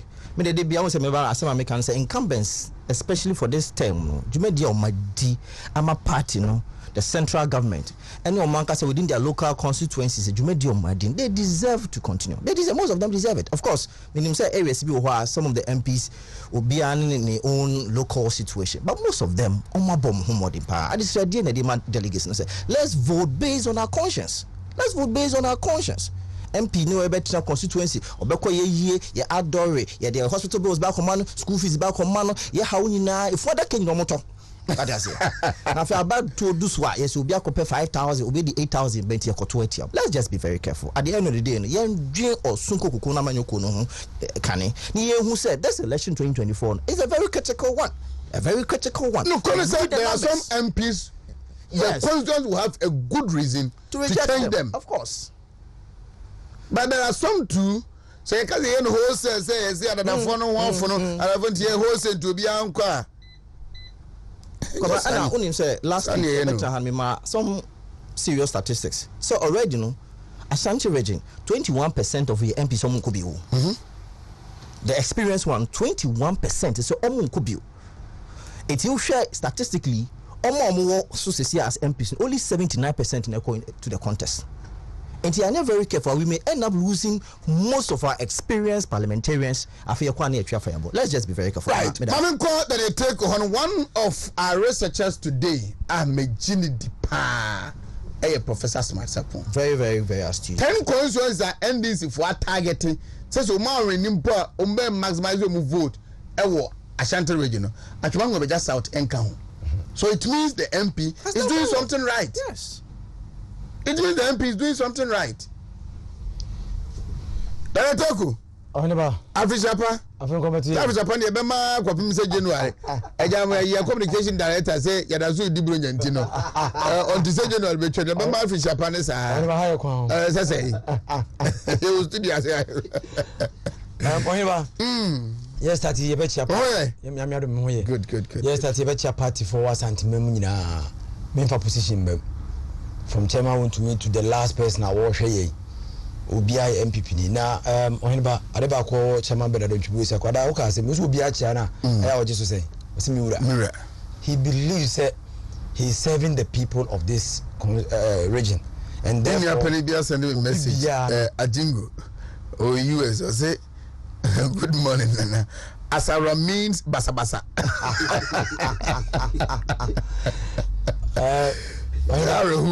Chairman Bernard was a cogidi say, Obi Bianoa, Odi Chairman was no, mum near some Nipano, and no friend Murano. Conadua of Fatum was no, a Fatum was Obasum, a Santa Mai MPP. When about Asamana Minia Achi Erkan, the delegates know the new and current sense of entitlement beer, Abba Party, Ababe, Abatros around our neck, Abaye, Fidibia, Abasoya Koa. What say my name meow? See, I'm really here, bedroom baby, polling station executives. Mom, we have a carbon since I door to door. Chroma for no super GB free war. That's a Kudrusa, who did he say if you are a woman to move it to make Pia Corma campaign?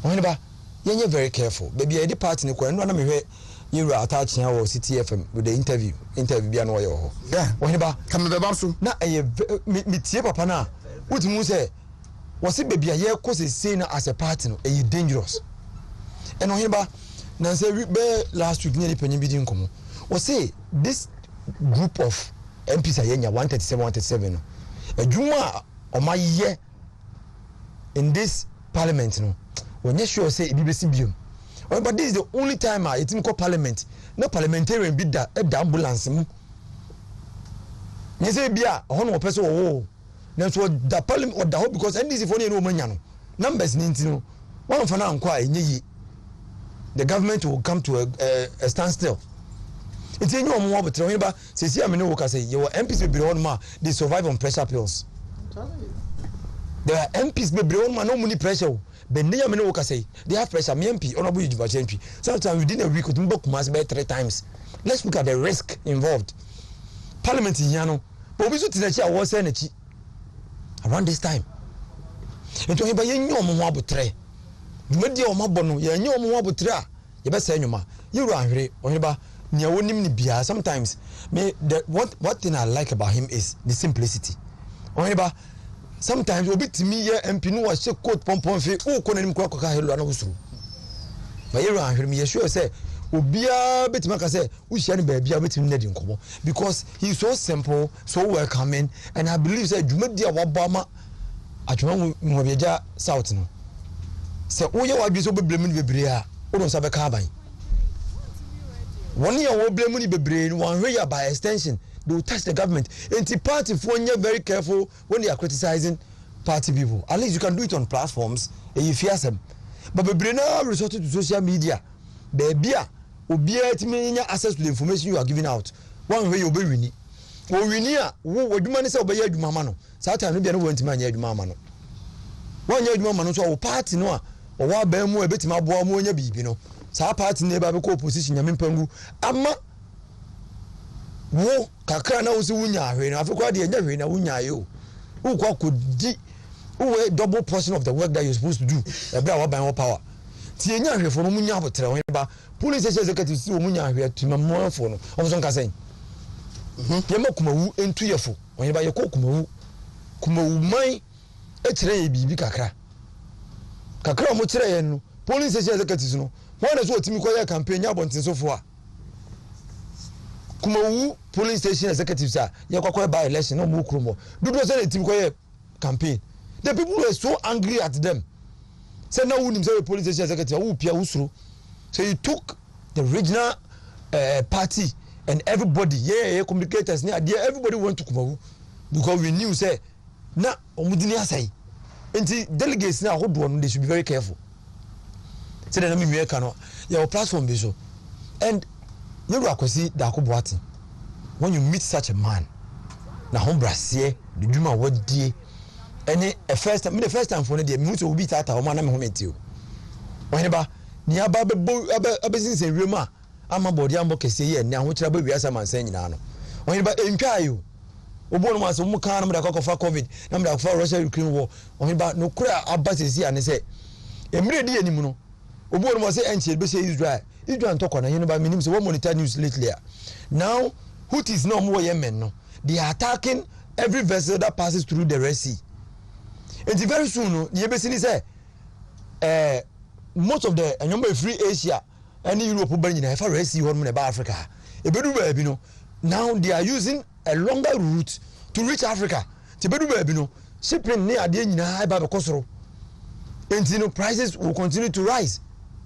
Insurance companies are underwriting for all these shipping vessels near the they are going to increase their premiums. That means that yes, ye nyoma eba be kosoro ento yiba de se de duru no ese ye bo party no ban ne se bu Ghana so tie MPP anthem na was say the elephant is a winning symbol. The winning symbol. Was say we are the new patriotic party. The elephant was no nkunimdie symbol ne dey asen so na se ye wini abato bia no e be save Ghana. Saving Ghana no ebi ni say ye to ambulance ma constituency bia se nipa ban a woye bia no so wonya ho kire bia na asase ni bisi a itime de sa ambulance be faw e ba wonya nkwa nansi asen bi esi ahonoka junction he ba within about 30 minutes na ambulance is a good one and I was like wow yesterday na nke taxi ni pese nipa ndi wo magum bodu konfa no chi na nka nipa bibiri na awu enti ya ma yetirima ye de asantima mu atitiru MPP for asantima mu titiru ya ma yetirima ye de aye de too much and no amekofa this place Sokoban Adeja o branch free o ko Wood Village ho a ohene ba ekwan bi a ya ye wo ho no me nam so say me say enti wo asantima mu ha ye MPP 40 Adeja eni ehunu sa ayiwo social media ohene ba when they say Asante region here and I say Ghana had my MPP communication in weaker. I ask myself, say can we be everywhere? We are MPP near. The dance my party, no party any party about by more. Your social interventions, no. A bruso. And two baba ya trimude. Amadi sona by so. Uti we are on him ba. Unfan ko kapinti shop and I say unfan ko magazine. What do call hospital? In this economy, no say a struggler. Dr. Mawuba Mieni. Don the money Mahamani. One at the Bacon. Say economy na wo say problematic here John Dramani Mahama gina ho ba umia gina ho when the economy sanat when the wo is pa wo gidi ye say wo the economy nation nsem mo a wo betima aboa dey abesi the right track ye nya botre na ye nsen ka ye man mbra fom okay make sure say we defend the party with our lives Paul Komrando ka eta kan say me dey bia I will always mention it the regional communication director was the MPP nko na betima ye eno hin ba ye ba ban mu ya kire say you bet me aye na nka ndis na wa ban mu e bra covid ba ye na Russia Ukraine ba ye a e bia nka ye records no of death no kinim nke bia the economy aye ka ba na nka upia e be ration even like to ration everything because temana aturenchen bia mbo man kwa no na nka ne ye dem 8 hours na nne ya ho kira ba a wiasa mansa nyina na de ba ko aye nse nso se e wiasa mansa nyina ba beto ba fi o hene ba countries aye to ba fi India to USA to Bangladesh about half of the world election this year. The tension about a lot of government, even including Taiwan near a lot of China has interest in Taiwan, has interest in a lot of places. It means that trade is going to be at the center, and trade is a panic be about the prices cost. When by young economy shed and another don't go for the Baumia and near hand over to Baumia. Say the buyer as an economist obviously to a safer seas. Yeah, I party more about yampa more on the wholesaler. Bad rights. Martin. I just wrote. Oh, about the chair. What's it to say? About your book. East and West. That's Memuna baby a book. But there's almost more idea. Yamiadon book. The young couple. This is Yampo here. Yamiadon way. Okay. The way. Major Brady. Get about it once on your back, yeah. Many kind and we say a year Minia Jihad, Deputy National Youth Organizer. Yeah, belated birthday. And then I would that's so cry. And he rapping my happy birthday. Namisha, non coswan to one. How are 2 months on a mouth? And be a whole for as a Debbie are there question. Daniela. Meaning no be a bumper mupa. If you live from the bars on there, the moment has a pack. And then there's a number and your number. One Daniela Nyakopra. A Tima Oko School SDA. I'm glad Daniela and Tima. I still celebration happy birthday, Emma. Oh, okay. Also, my happy birthday. Happy birthday. Now I see.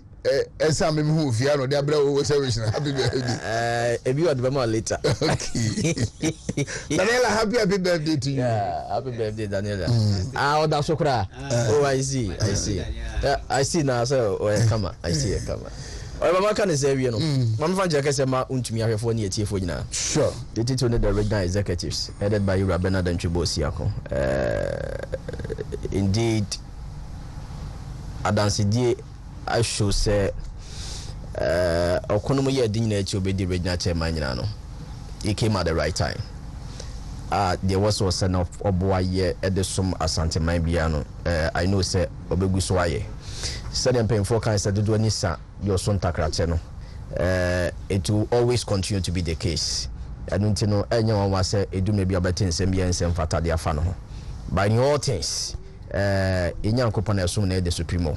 wɔno na ɛtumi decide ma ne ma ɔko papa de ma no ɛno nti no yɛka wo de ahyɛ chairman nkran sɛ n'adwuma pa bi a wɔyɛ bo asantema wɔ so na manyokum no ɔnkɔ so nyɛ na twɛdi ampo nyankopɔn ɛne n'akyidomfo a wɔbɔ n'akyidom and then together with the regional executives nya yɛhyɛ obi nkran sɛ yɛnyere yɛn ho nyɛ adwuma kɛse na nkasa yɛdi anim no nti yɛn nyinaa yɛnka mbom na yɛntumi ntae ɛyɛ regional chairman akyi na yɛn nyinaa yɛnko ɔko baako me wɔ gyidie soronko sɛ yɛn ne saa coming 2024 with His Excellency the Vice President Dr. Alhaji Mahmoud Bawumia, victory will surely be ours. Of course. But then say testimony adeba ya femoni etieti side and side and nebetumi akweti and say kwoti ya so dia and ye ma amafo bono krumia no hano beden nti yenyina man kabo nya say adwuma no yenyina move the ring forward na bibia we the pay mama fan check say my the communication directorate headed by Ibra Paul Kwabna Yando and the entire management team and the entire communicators na anopay it will be a very good morning yakopon shall we be adwuma no edin there nanso e train to ya injai chesoa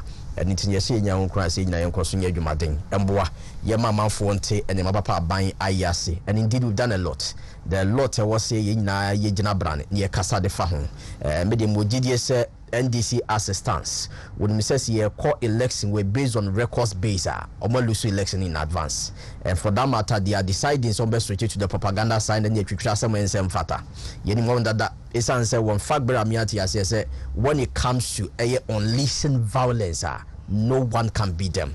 We are not going to beat them based on violence. Name, we are going to beat them based on air track records. And no moment you be so I encourage the communicators no that yen fanye jumaden na yen ton aban yema wa yeno and magana for who say ampa say eba aye this fourth republica ye pe amanyokua ye beka se wa ye juma asum aye timemufua Uyu Osonama Yokua, led by Nanado Danko Kufuado, and Yera Dr. Alhaji Mahmoud Bawumia. There is none. Na Ghana for CSR. We should go to the stand say, Babu Boni, my papa be so about we are here. A boy, yeah, sitting among ye and fear near this year. Near to me, Janaso, and make it better decision coming 7 December 2024.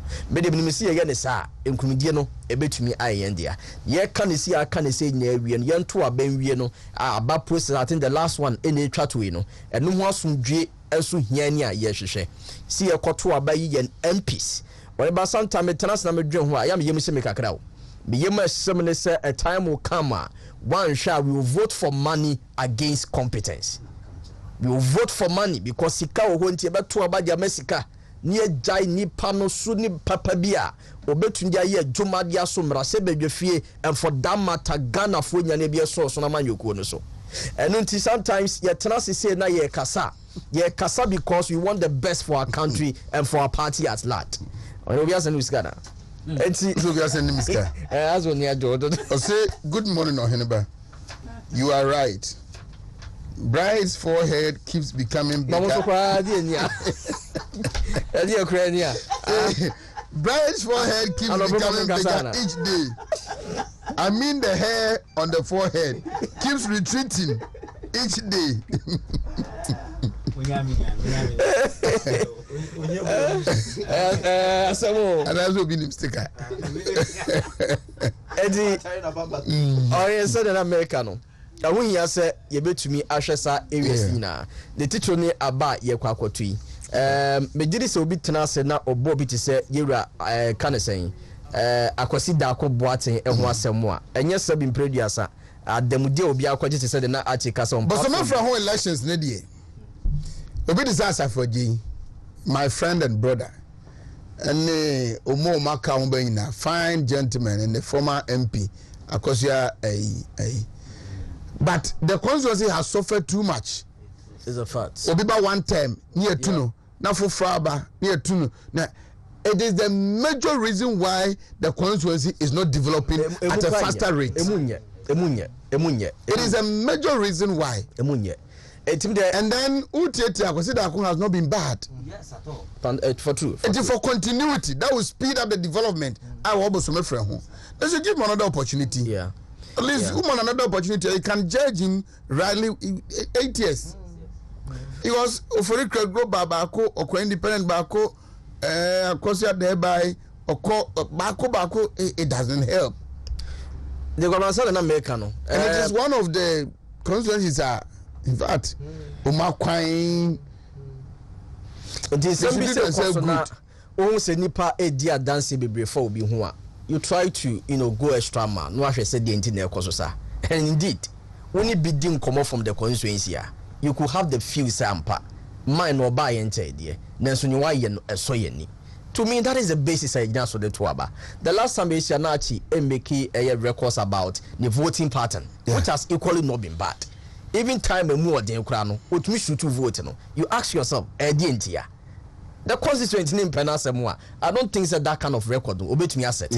It is only my way you know your idea. Is he making this point doesn't mean so one or contesting your party and so being Pemasem. But my stance now, no, ye pe and kikawo sonko a sa kwasi da akunu na se vote to between at by 1% and as a 2%. We should not allow it to happen. Because any nipa performance at the grounds and bibia na same cry there. Then why can't you help the person? So between to aduma no so ma bibia wie ne peye. Enti ya toma eboso fenwofo mo na mo ne papa na ti wono mo na mo nisa no adwuma mo na mo kwoto abama ne buma ne call ma se bedwefie. And we want to believe said near why ye no esomoni. So make decision based on that one. Then to one on ma me fa nwie ewo atwuma wa beja ahwe constituency south nyame constituency. On you see project apart from them better say we show enemy ankasa na nyuma wa ya menye bi ahwe no. To me I don't see the need say you better no see you turn out just like that. And no make us yanhwe ya on and the pair wo ni papa bi mu no you better ni nya to agu in the name say we are voting for money. And in the name say nipa so mes wo tia me na so da bi say me mfa nche no about wa bi nko ade and am be shoot down. That kind of spirit have be party for mu no edi enya. And obitumi ya comparison on for one MP performance ni duma wo ye wo tumi ka be kan say won to party ma ye ne umbesra ye ne minya wedding wamba me ye naming ceremony wamba. Is this part of the core mandate of a member of parliament? No. But we try to see a best say do media ye dear say MP sir they come and soon require the young ones that we are doing some of these things. Ye benyina kwa kodu and then when he say be nipa na wo kono me can be dia tagging wrongly. Send a beya aba no wo kono ntumi nweni na bia candidate bia wudi neti abedi nkunu. But trust me, one day etema be so and you have the feel obi ana ko so okọ contest and say was so a step one pick from kwan submit ye buza na sadin dia was MP so bro me start kakeka mabo me to me obi hu was one na ho obi hu was honorable na 10 season na 20 ko me check ye must spend more than 40,000 ye must nuzu ye must nuzu and it one two contest so but ye mad winner bear the order of the day that me frame MPP program naming ceremony me to me bedding member of parliament no ama enu ntimenya ne ho tan and for that matter ekoto abawo nko ade me bomode asema campaign de tia no massa the party does not belong to you a privilege bi ne wanya safa so osoro manyogu. Look at the bigger interest do no more constituency no say no musibika. If they don't like the candidate of the person na enu nti wo dira so say wo ye campaign tia na why ye adwuma ma party no. Because according to the party constitution, one of our core mandate is to protect the integrity of our party. And deciding now we yes about party will bind here, then go ahead and do it. But so would just work as a beer, Papa Equano, Memus MPs in the Bimutrabi Equato Dami, Memus MPs in Bini Quater, constituency beyond in dynamics. Constituency beyond in the dynamics. One for one call a friend is saying, Mema Lydia, constituency of yeah, the constituency. Now can say 1 million for Quato Dam and Nasafo. We don't do that things there. It is the core mandate of a member of parliament, and only a say MPB nya kwenya what dina so ye and also one ye being it a lawmaker what I come na say be juma. Apart from that otmi lobby at the ma constituency nana and ye ma bani channel what do break constituency. At least these two key indicators very paramount in assessing the performance of our MPs. It is a MPs ni ye when nana so they fall within this particular indicators. Me would the entire was say ye di ya ni a dear for be yet ni ade. Ubeko consensus when neba. Edimi performance it keeps on reducing. You can also base on this one. Because you share ya kuya dimuno, a bit you affecting the progress of the party at the constituency level. But the people dear kwa na kosoro. Eduma mekanya wo yenina. What's still I want to vote against that person. Even when I call one tempe. I mean, what kind of surface does mean Musano as party ma? Okaka yes menka. Et me kaka meka no say, wo hwe ye and hwe enyema wa ye a try and so are performing well for the constituency. In terms of the vote margin and 10 conform. A kosoro, a same cry. eti den ye hwehwe ye hu no ne hunti a ye hu ne si ye nto aban fantia no enko ni platform bra asam sabe atwa wa beja so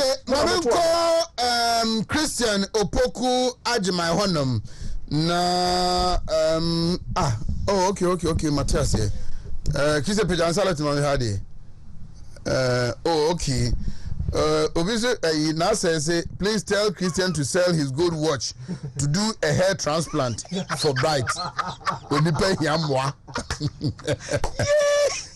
young queen constituency I provided president His Excellency the PLSJ Ekofo. Yes. I went to Memphis watching. Yeah. And so what you just had problems in you expect I raise what the 7 years. But also more problems in and you're possible. Why are we not being fair to him? The man penny for constituency who when the man for 8 years and you just out a coin over the MPD 7 years. Okay. Senior, good morning. Prosper moye. Nyam ya do no hoye pa. Joseph Abetkwa mo sitima mo ha nyina wo chia mo nyina. Okay. Na mo bete nka in a special way. Enti honorable Joseph Abetkwa baby a obi a no pay. Baby a obi a timuntumi for so mo chia pa na minim say Wednesday class. That is the Wednesday class no. Ya chia no pa minim say enema na wo ye ne de bibia betima ida ai kamasenia ma men come man so tel na men ko chia me akasa na bi kusi apia de seke man so kwanta man na ma chia former MP Dr. Joseph Abetkwa na maka chenze nyankopon kan ho ne so ade hunu bia so fa otimi se wa plan se wo ye bia nyame nom no se be ya bibia betima ide aye boko senior me free ho no I think say this weekend me nya kwanya ko bantuma constituency na me ko hwe ne am ba ko mienu miensa bi wo eho na me duru atafo no me sheda ginai me duru atafo no me sheda ginai na me ginai no I think say me ye certain ikakra ebusebusa a driver for so far no omo ye de omo twam concern about the bridge yankasa ye papa Asenso Boache Francis Asenso Boache ye de ne ho na me hu say bridge ne de baby aduro no kra utim say nkranhyesem pa na me interview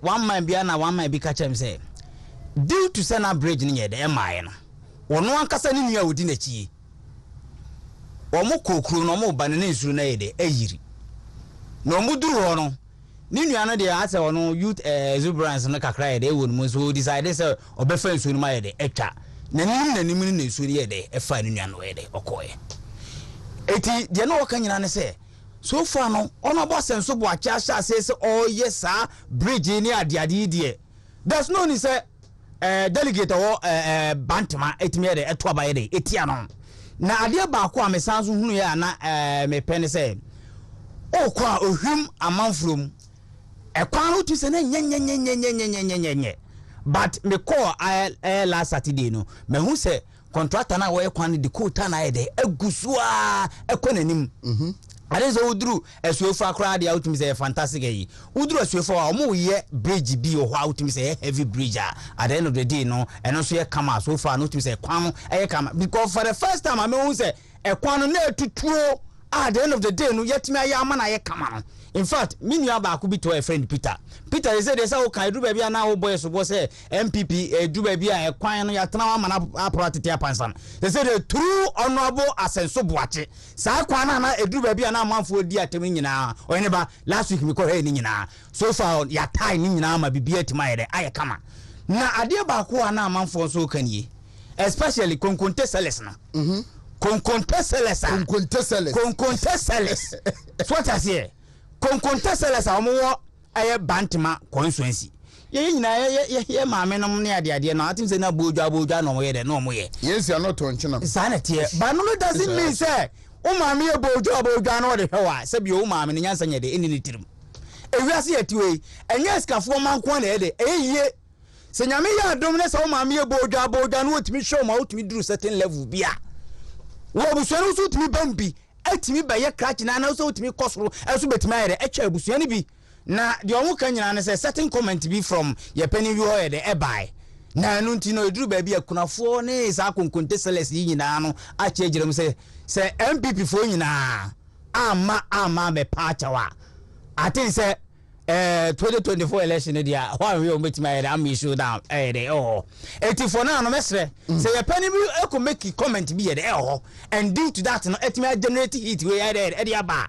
mesre say animani mu ya your penny no say a chopa cry mesre say fire the fuck because one mark so far to me so mo ton konkonte board ye na se fo ni nyina I say na say ability o man for that matter no o boy dey afu eti mesre pa for now say there's any say etimi e dey a chopa kase dey e ma mo bantama constituency so say be ya bibia betima e kama now aneba metima aka say the election na wo bantama constituency ne dey metima aka say the winning for sa honorable Asenso Boache no foregone conclusion. Osa. Foregone conclusion. Oh, really? I tell you. Because they say delegates no. Oh, say now we count one term. Ope MPA waba one term. What me the project kesi pa ko constituency pa. Want me yi honorable Asenso Boache nye dey. Enfrim. We're a fantastic player by all standard. Edru baby say na mo kan Astro Turf here edru baby I man say was coming here be ba kumpo. Aba ho se be ye maburu metim dia dey edidi dia grone ade ono boss so boache onko how many aspirative na dey ho na emerewa no kura de omo kan se ati se o playing ground dia dey amankura no ankura no timi ko dey ekodi agro eno kura na so far na emerewa o nyina no omo ne dey agye entimasre delegate so far na ewo bantuma constituency ne say mo hwe de ono abo Asenso Boache de aye se be yedu be bi betimi ade ato no so no eba me conclude kura no I think say enu ana me monitor one of the station they say road minister say road no omba be na documentary every community bia road akoso bia no documentary betimi ade aba se be ya Ghana for ebetimi amu say yes MPP buy na de eba in terms of roads obi na obetimi ade atue under the Fourth Republic ope administration pa etima ya kwan pa utimi nyina na dan kwa ne Dr. Mamu Baumia administration onye dey efrim say utimi say unprecedented in terms of roads ba we dey Asante region ha dey eduru baby na e kan ye Kwabri East na manso na nsem me bowura Kwabri East fantastic yeah omoye adwuma I tell you adwuma pa omoye Kwabri East yezo me do no pa manim say they say the Kwabri East for mo say mate dey they say ye na Mansun kwanta ne mpatem na ede aka eti ebesre for now you say enche bia betima 16 after 9 achi amesha se enfiri ho na afa yenwura ye constituencies nim ene anope o de mewura hen Kwamna yebeko Asante Achem North.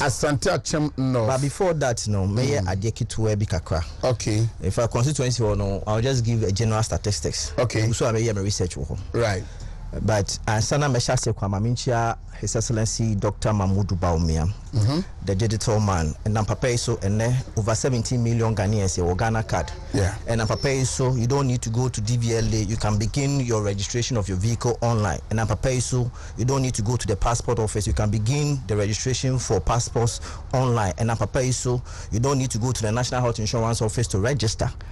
Just by dialing the short code, you're able to register. And Papa Bia, the vision of Kra, especially for the fourth industrial revolution and the global economy in Akumuno, he is targeting Ghana's part in it, over leverage on digital technology to formalize the economy and to give us the progress. I hear and Ghana for Yani Papa into. In fact, the opponent the opponent is asking for honeymoon. Now, Obia Wabaye, assemblyman, Ababaye. Parliamentarian, Ababaye deputy minister, vice president, acting president, Asabaye president. If you are still asking for honeymoon within 4 years per ACA, then it tells you the caliber of person NDC for Omreneko election 2024. The dear Ghanaians, let's retain this government. Let's give Dr. Mamudu Baumia the opportunity to lead Ghana to Baby Ayeshe. Komana, election ya Queen. I bet on 27th of January. Very important. Na who here you say. This is an election year to incumbent members of parliament for the New Patriotic Party. About to a resource, it has significant impact on election 2024. Yeah, often constituencies here, baby, other party MPs. It's a whole elections, dear. We say, candidates who have what it takes to be able to take back the seats from the NDC and wrestle the seats I could do NDC for over the years, from home and what the New Patriotic Party. But the year on the 27th of January, already MPP MPs etiso. And for the continuous agenda for the strength of the new patriotic party in election 2024 December 7th, the results of this election is very significant. Into your party banner would mesre. Take your time. Forgo personal and individual and selfish aggrandizement. One kasa who personal nyema who share ni mono fatonche. Now join party no. Because this election is very important. It can affect the cohesion of the party. It can affect the progress agenda of the party, and it can affect the success story of the party. Into any careful kakra. Kobra, you can't even know that dear Asantimai. Why? Because every time I bring any parliamentary business on behalf of the New Patriotic Party, the number of seats that Asante contributed to Parliament are very significant. Yeah, any way to project our importance, no. But yeah, you when a party not dream about region, so say it is important that we get every region right, but Asante we should get it right and right again. Right and right. And that is why analysis in your need a bit dear Santimai. I debut. The who here says my dream by Santiman said the NDC has deployed a strategy in this region. And they are taking a cue from what we did in the year 2016 at the Volta region. In the Volta region, the leadership of the party under Amevu, then Tanonoye regional chairman, was to make sure, say, we will not allow the infiltration of Beninois and Togolese in our elections within the border. It's almost Juma Krosi loopholes and NDC for it to be used. At the end of the day, no, the vote margins are not NDC for every show what the voter in Omosanka. Now the NDC is doing another similar strategy in the Ashanti region, just because Omunim Asante and to Abanima. But yenye be to create despondency. Oboni friend what be despondency? What about your friend Abasemobu in the region, so that someone to Amayekwa and Omonto Abanekwa. And that is what is happening. So they are investing in their communication and no more training, no more the resources about regional. They are investing in the media. Kwamna almost a creative team bia. The research I made so far, no kwamna me parking me car about 2 weeks ago. And I'm here madu sebe fa trotro. Me fafi santase na makoke ditia. Na mafafi keditia na mako oforikrom, na mafafi forikrom na mako swami. The name of observing the conversations are It will surprise you to know, say, most of the vehicles are meeting them on camera. Uber wants any papa could beat him. Not all Bob by nature. My review me home, my idiot. What is going on? It's becoming a bit regular and frequent. Uber could share baby a man to be ejina. Naba could be a bejao. No, I said I know the conversation be about no drink of fudging. Saturday, was it Saturday or Sunday? Baby, me shaving. Yes. I was south. Yes. Be nice barbering shop. You all no more raise this conversation. You have to tax me. I buy no you who the oil ye and I cover tax no how honey. No, I say, dear no person who na unhuni. They should be specific. They should ask questions, and I'll give them answers. Now, we say, "Unimse, and a sickle cell, and a childhood cancer." Yeah, I can't any showers. And I take care of it. Catching me, pa, catch him say, "Unim." After the hospital, your Mahama, estatis was here, or quiet, the movie, and I'm say it's about 98%. Na me a privy to nipa 28 and ready do mudia ko say em for more my appointment letters I ready the facility you then I start to say a funny recruitment and I told him say Oba Kumasi International Airport it is almost done I catch him say onim I don't say you why government and tester for program omuyi omo be big companies be 40 or 50 and it mo be 92,000 Ghana cedis offer expanding no want to mean training kwala free grant also say the my MPP for nko and you see they are doing that omo nam oduwa bia no aka asem na to and sebe omo hwe omo so a omo ni information omo ye vulnerable no agya asem na to no okọ na asem na be yo mutiri mu kese ne any aban kura say wanya ahunyo It's Kratini o kratini. Yes, come now. It's a strategy. Ba ko me busa on say we importer. O krania maba. O tatu kwan. Amanone abroche hin wakwa omo taxes, price of goods and services e ukromo increase after COVID. Tell me. Asya Ghana de ende hudi omo dey. And as my bobo ma ban dey ya en maybe atwam 2-3 years ago na anywo. Your communicators near Wajuma. Yeah, come on. Your Wajuma, papa. The fact of the matter is, it's a strategy. How much of that training conform with Sadian? That is the discovery that I had. How much of that training conform with the above regime? They should create despondency. I've heard them catch a mini and say, I am disappointed this is happening at a barbering shop. A barbering shop at your Mahama time. Now it will do live for 12 hours. Fantastic. Come down. Now we should genset. Yes. Every year, Juma. And then we know. Light is so. Light is one a year, Juma. Yes. And then you have joined this chorus, and I will come. So, enti omuni say, say only NDC for no if you're able to infiltrate their corners, almost said Dr. Baumia is going to make inroads in the north and in the settler communities. So, what can they also do to reduce the vote margins of the NDP?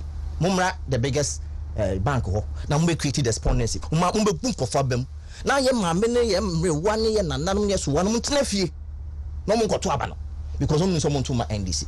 But if we are doing it, now you show me before any kutupa, no much nephew, so that they can reduce the vote margin from the region. And that's what they are doing. It must be General Secretary. And the campaign team are effective for Dr. Baumia. And the regional chairman in Pennyford said, this is what is happening in the region.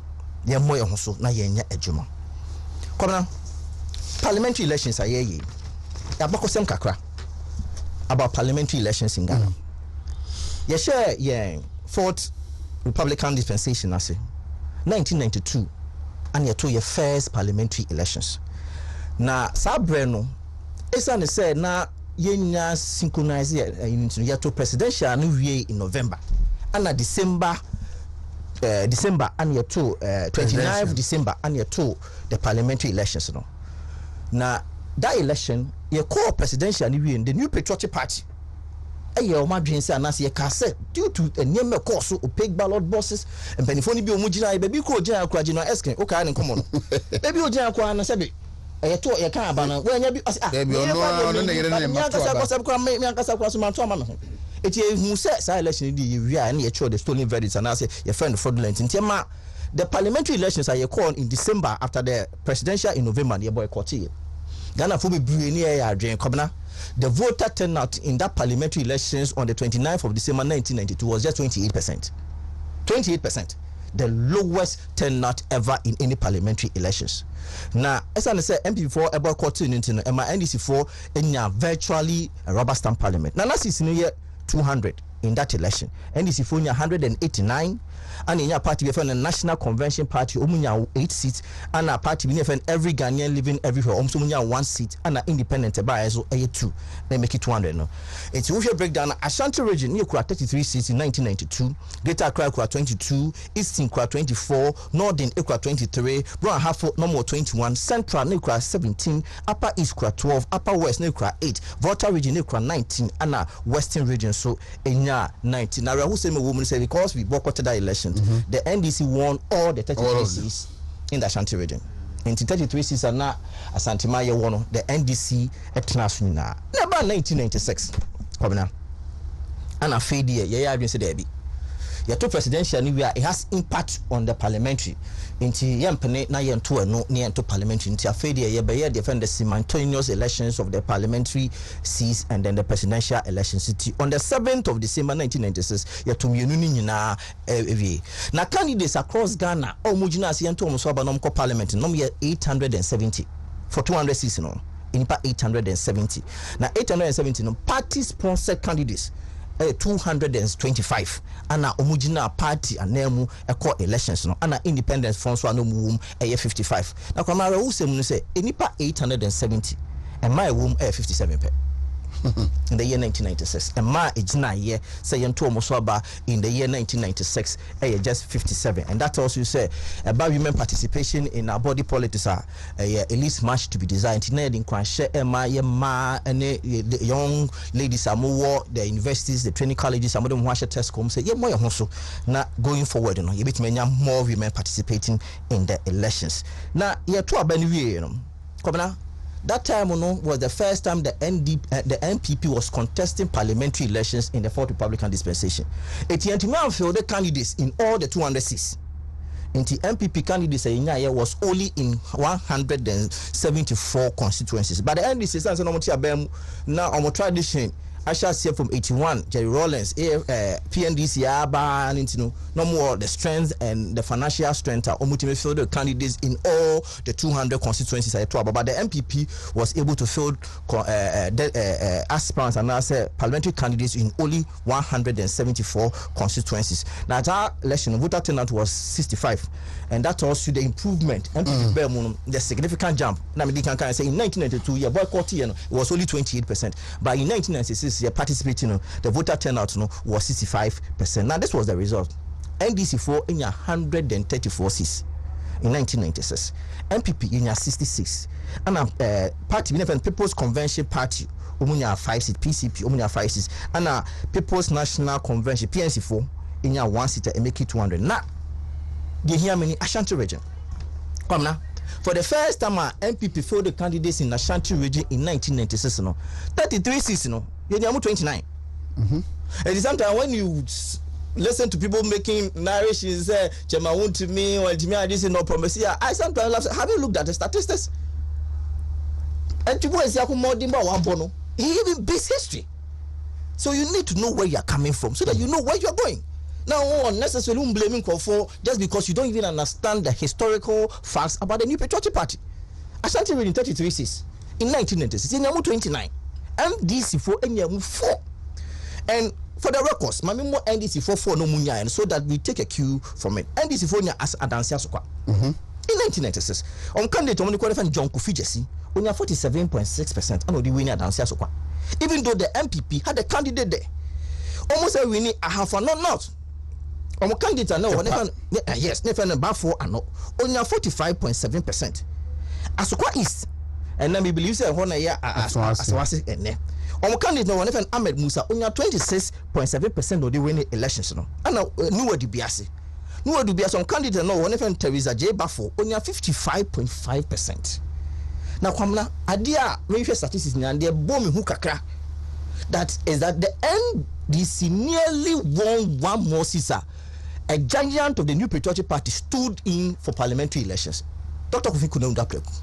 Offense or not. We had 37.8%. The NDC candidate had 37.1%. Wow. And on the 0.7%, I know the winning offense or not seat in 1996. And here, the person can say the NPP, yeah, homework going forward. They said they shall see from 1996. Then next the strength in these constituencies. Okay, offense or not. Na no be as a code baby timiko di era oduro and aneboa. No oko contest here. These are some of the statistics that we need to consider so that we can give these people the opportunity to represent the party. And that is it. But going forward, the other years I only did these two. Nyame Aduma ebabiwa year 2000 and the rest. But we work to every Asante Achim North. Come on. Asante Achim North. Na a municipality normal capital Konongo. Na nyame yomadom in the year 2012 and yet till kwam ema woma ombedi agogo na ba say omba be ombedu omhone it became a district. It in the year 2012 by an LI 2057 and as a 2057 yet the Asante Achim North district. Ye de capital no e koma agogo for. This is the difference. Asante Achim municipality the nani nyina wo Konongo na agogo ne important mu ka ho ana ye chemu ana de Konongo for sifa ko ana de agogo for so sifa ko ana Konongo for from Asante Achim Central ana yɛde Asante Achim North no ɛma agogofo ɛno yɛ 2012 na nyame yɛ manum in the year 2020 ana yɛ elevate ba bɛyɛ municipality and as we talk today dear Asante Achim North is a municipality omo MP the honorable and the Apia Kubi omo municipal chief executive honorable Francis Otibuatin and omo coordinating director here Mr. Asamoah Damwa na MP sa abanie in 1992 ne ewura bi yɛ friend Collins Jakon inti no yɛ NDC ni unse ka say 1992 yam for the candidate inti NDC ni in 1996 2002 era the late Kojoba Redu was the MP in 2008 one Kwame Ayemedu entry ene nso no aba the central hon and after in 2012 Kojoba Ajima ene Accra Digital Center and first is Ghana Digital Center Ghana Digital osa ekobio osa contest yes osa contest and 2016 to 2020 era and the Apia Kubi now as far as I call in this election Kwame only 5 Asante Achim North era and the Apia Kubi one Kojoba Ajima, yes, the former member of parliament and the CEO for Accra Digital Center. And one Samuel Kojo Frimpong so Ekahon, office of the vice president. Yes, and I am say Unia PRO Education and I feel one Stephen Obin Sakabi. Yeah. Now, Michelle Mono, it is anybody's victory. It is anybody's victory. But my problem I encounter was with the MP.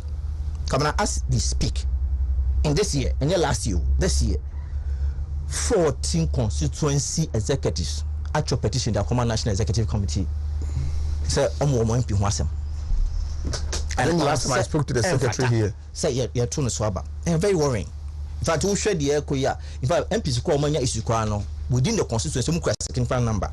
Also only the organizer Anikasa was actually just out no can say majority of the 12 of them the 12 which means virtually every constituency the incumbent has good rapport and relationship with the constituency executives.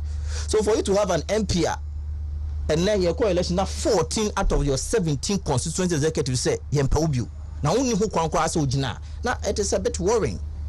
Their reasons are simple. Almost according to this assembly membership elections, you know, the MP sponsored NDC candidates. I'm telling you, as part of their petition. Now, most say Omutu Abaniwe na NDC ni be renew Agogo Newtown. Akwani for microphone obedasi. Or say media say that kesi e mami MP. Honorable Adia. NDC need the second worry the party na better na say na MP do okoda na say this is part of the MP for all. But of course, who's a party? Kwabena party edu ko gina yo. Again, almost party ye dwumadi bi o ma ho. Afi assembly no so eye bibia o ma ho. And I think that is a very worrying. Intimate onye ni nyema ye na sa nyema we nyina etonchwa kwabena me da sepa. Evelyn a retired midwife e wo kwache Mafo Hospital Patase. Abraham Anko free farmer me no into emeso me maame. Mami, good morning. Afishapa. Nyamenka ho. Abraham asana so den kakra. Tego. Oneba. Odem fine. Me do befa I think I'll be doing touches with almost 3 constituencies. Okay. May a little bit about Asante Achim North here, Minya Ekam was I think a very interesting constituency. Na on ponka say ba kwa star 256 star 4 hash star 256 star 4 hash na 5 Ghana cedis per join the draw onam kwamu ekodisika 1000 Ghana cedis na mecha 4000 ama nipa 9 4000 Ghana cedis for 4 people star 256 star 4 hash star 256 star 4 hash 4,000 Ghana cedis na mecha no pay and the money per 4,000 cedis each. Yanko Teku. Oneba yentimi nka Asante Achim Asante Achim North eka 10 constituencies in Ashanti region NDC a target is Oma Nyimpa they have to maximize their votes there. Yes. Yeah. Oneba yentimi nka bra yem mention the name of Nana Akuyoko Sapon. Yeah. Ira Agoma hini. Nana baby obia no. I think say one of almost a centenarian, right? Was you saw kitikiti nyina ne yetine nka kopemene say you rather so kai ho baby obia e bechia no only ba ade ba ko a ewo Asante Achim North say I think say the number it play out in the elections no big when it comes to aspirants are more contested and not me say anybody's win but my research kakra me it looks like it's between the former MP and the current MP now no very very vibrant when it comes to the elections with the other information me know much about it but I think say with the constituents no and I think so we the population of Asante Achim North which is around 85,788 now votes in 2020 elections I think say there's more that we can do but again Asante Achim North and so I think say a lot of Fulani population I think say I don't know whether the census captured them as part of the 85,000 now ebia yedi ewo ahadomo na me honor for because me bra attach on it. Let's come to Kwabri East. Kwabri East ohinba ye nuanu mo Kwabri East. I think say Francis Cotton Mensa will not be going again.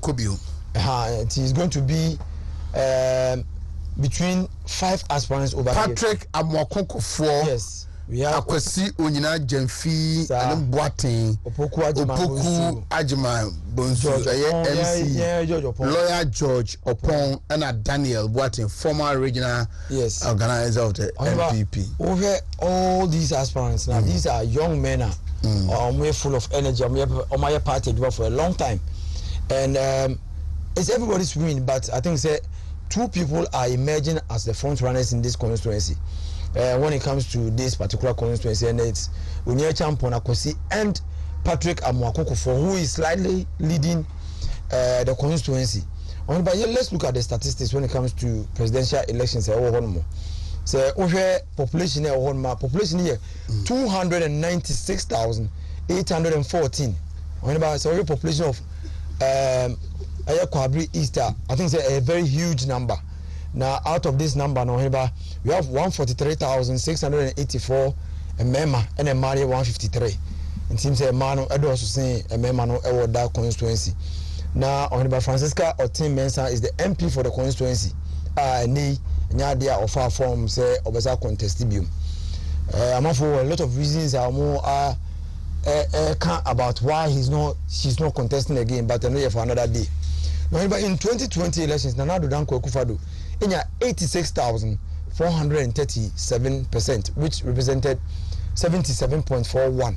And you know about where from last year, but the ending of last year, now you communicate say about more. Now Kwabri East here, baby, now you put the group pass are buying, and then any embryo or more coin because no more coin problematic. And we think say 86,000 votes there. So come baby to say Upper East, the whole of Upper East region only say ohe votes are Nana Danko Akufo-Addo nyawa Upper East 105,000 105,000 na MPP Nana Danko Akufo-Addo nya the whole of Upper East 11 constituencies no there's 108,947 now we one constituency in Ashanti region giving you 86,000 na when banya constituency abetimi die agro nti mu bi won mo a you starting who say free airport runabout Kenya Kwan almost at for some of us when I saw it. Now if you traffic huge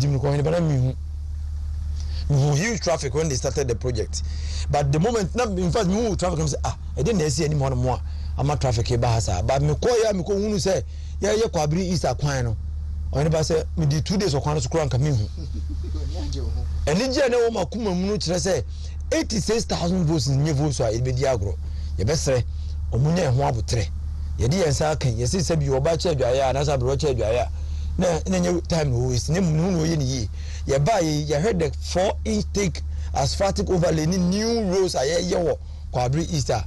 It goes to show say ye nya brace ye be ma omani aso na omadi djuma ehia pa de amaye. To omunya ho abotre brace mu no say the omunsa kasa te omunsa kan omode no bibia be ye kama. Ohiniba ye hwe the votes eba parliamentary vis-a-vis the presidential. When say up down to Francis Cotton Mensa when it comes to 2020 elections, I think say unya 77,635, representing 69% of the votes. That is about 10,000 short of 10,000 short. The President Nyai. President Nyai. And Ohinba, let's come down to why those things happen across the region. Ohinba, ye prime minister, ye no, and you may be a ye you see a big giant. To your home for say this time round, this special elections in 2024, we should stop and move forward. And when the time be, and I said, you another uncle Fado, and I said, Dr. Mahmoud Baumia, ono be an to the constituency. It votes in MPP for nay and this for you better man. But a befie elections, no, the way I see no more.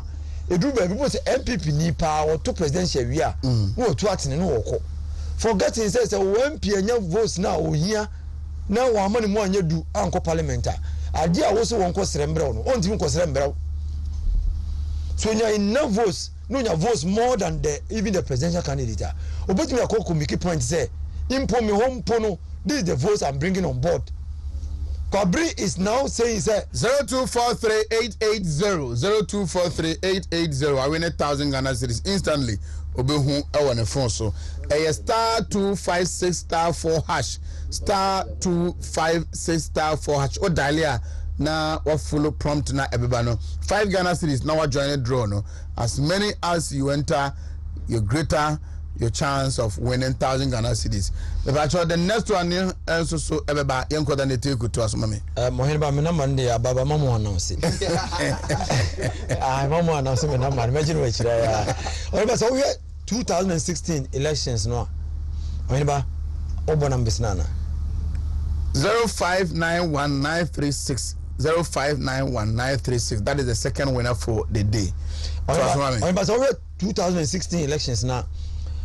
You about Francisco team men 71,757, which was 83%. Now call Nana Danko Akufo-Addo, it was 71,112. Now it means 2016. You about a dear crossing presidential candidate. That's the reason why a lot of people were pushing for Francisco or Tim Boateng or Tim Mensah to get even a ministerial position because that numbers now they ban huge. Where are your number now? 0245-923 0245-923. That is our third winner. The last 3 days in the Yana Akronfono Umbako Frefu Marco Yomantino and me percent me the better. But instantly, once the number is picked, instantly you receive the money on your mobile wallet. However, Enuntino, you best MPP party polling station executives. Ahodo said the internal contest you are on about be you. I say member Tokwano. If you can't agree who we are, the next minute you see us talking. Enti omu di nsem show omu no, ukoto betia wo MP. Utuma president out to betia wo MP. Na say ukoso yes I don't know na say wanya enough votes. Don't be surprised if he doesn't get anything for you. The best says to Obama and another Uncle Akufo-Addo and I say to Dr. Mahmoud Baumia in 2024. You go down and vote for the elephant. You don't vote for the individual there. I also am on your corner now to a man. So one to a parliamentary candidate na MPP na watu atiano.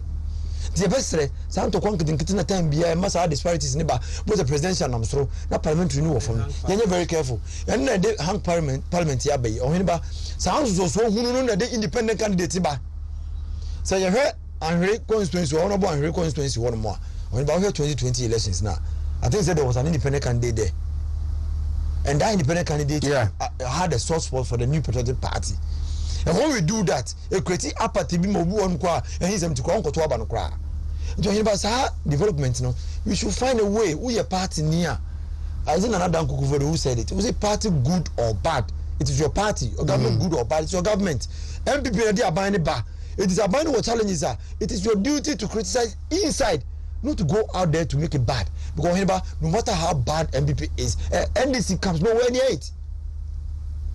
It's the best party for. And she say, yeah, no, and the brother numbers here, yeah, checking no, yeah, I'm a man for who said. So her numbers now, 10 no presidential candidate, no, another don't go for doing your votes, no, maybe 10,000 votes, 5,000 votes. What are we doing? Can you imagine? Baby, other numbers, no, boss, no, most when you bounce, no, one peer lose. If you say, you know, fire as a polling station executive say, what to about my presidential candidate? On to my parliamentary, no. So, woman for, oh, yeah, you mamma munina, F. Subana, Ubenya MPO. And sometimes those fights are started by polling station executives. More munya be being free party nim. Do to Obama MPP. Our 2 area holding position when people Well, we should do the right thing, support the party, support government, and make sure say Ghana for being MPP so much. Kwame Wife seven kinds are not taking my place. and I on the two months no more. As I not taking my place. Back on the payment and Chelsea Kuma Ira John Wesley. John Wesley, Owusu Boating, for no Southeast constituency. Yeah. My name might be Kushia, one of your sister station. I think somewhere last week. Now dance here no differ brand here no. Really? I'm who dream me. Wow. I'm who dream me. Was say on said the baby, but otiene from far. Who say and the pair wa brand here no a Dawson. In the Alpha no South West Anambra Southeast for no Southeast at this year. Madaroma yebe so aserem. Ehumo bure wa brand here ni mu. He is down to the earth. That will no be able to me a cabo my yejuma. We here at the tenti and san wafro akosonensa. Baby, I will be at the level that you find yourself, Biano. Mr. John Wesley, a capable to be to know me up. And to marry and free John Wesley. Na yinko dinechi, a man comedian your constraints in India. Na me fancy akasiema yenya yura Dennis Kwakwa. Ewa Sante Mampong. Dennis Kwakwa. Yes, sir, trade yam ponyako ponse onko so nkura no ntaban kase no so. De na ni so ade hu eye ne papa so de besom eye mampong adese no. Izo adombere manankasa entanechi. The remfi yenya ankasa dese be na hene ewo insuta honorable Kojo Banahini Bidiako ewo insuta ye secretary jampo nyakopon suta kwa man be poso constituency o deserve so be former DC Kojo Banahini Bidiako wayebi no what adwuma na se he knows the ins and outs of the constituency. To me it won't be bad to be a fine parliamentarian. I tell you, see a sumane so representing to be a fine parliamentarian. Ewo mra se be fear. I can't wait to see this gentleman. So we join the floor of the parliament now all present a case on behalf of Eye Insuta Eye constituency. It is addition mo ho amotoaba. Mo hu ne personality no ene se no sibi ni motifano. Na montanechi ento obama inkrumidie enye dia. Mama cha lawyer Raf ewo Eye Bekwai constituency so. Me wogide se Bekwai for se no maso no soro no. Omo nsi ni form da. Obam na kwa. What is last week you share Komani James Agaga abeka say that reporter I say I recommend say further investigations about the COP retired Alex Mensah and any other colleagues but a report partly draft report on my sabe penalty and if you be senior prosecuting I think the party leadership should take it up. You don't go into an election no akwa enough you know court here and there na prosecution ko bona we have ourselves to blame. Yeah sir near person who the repetition of a sin of case me ni say don't you person hwe enti omunya careful na enti me boy na me this a lawyer Ralph the best person na obetumi assume the good people of the kwai oyene atwoma kwa nwoma Kofi Amankwa Menu Deputy Defense Minister. MP fantastic. No come into a contest. But then we believe in democracy as a party. And anyone say when you contest. But I want to believe that the good people of Achuma Kwanguma Kofi Amankwa Menu. He's such a wonderful person. Lawyer very Kofi wonderful person. Very wonderful person. And then it's here Yamanya DCU so one so fantastic. No way.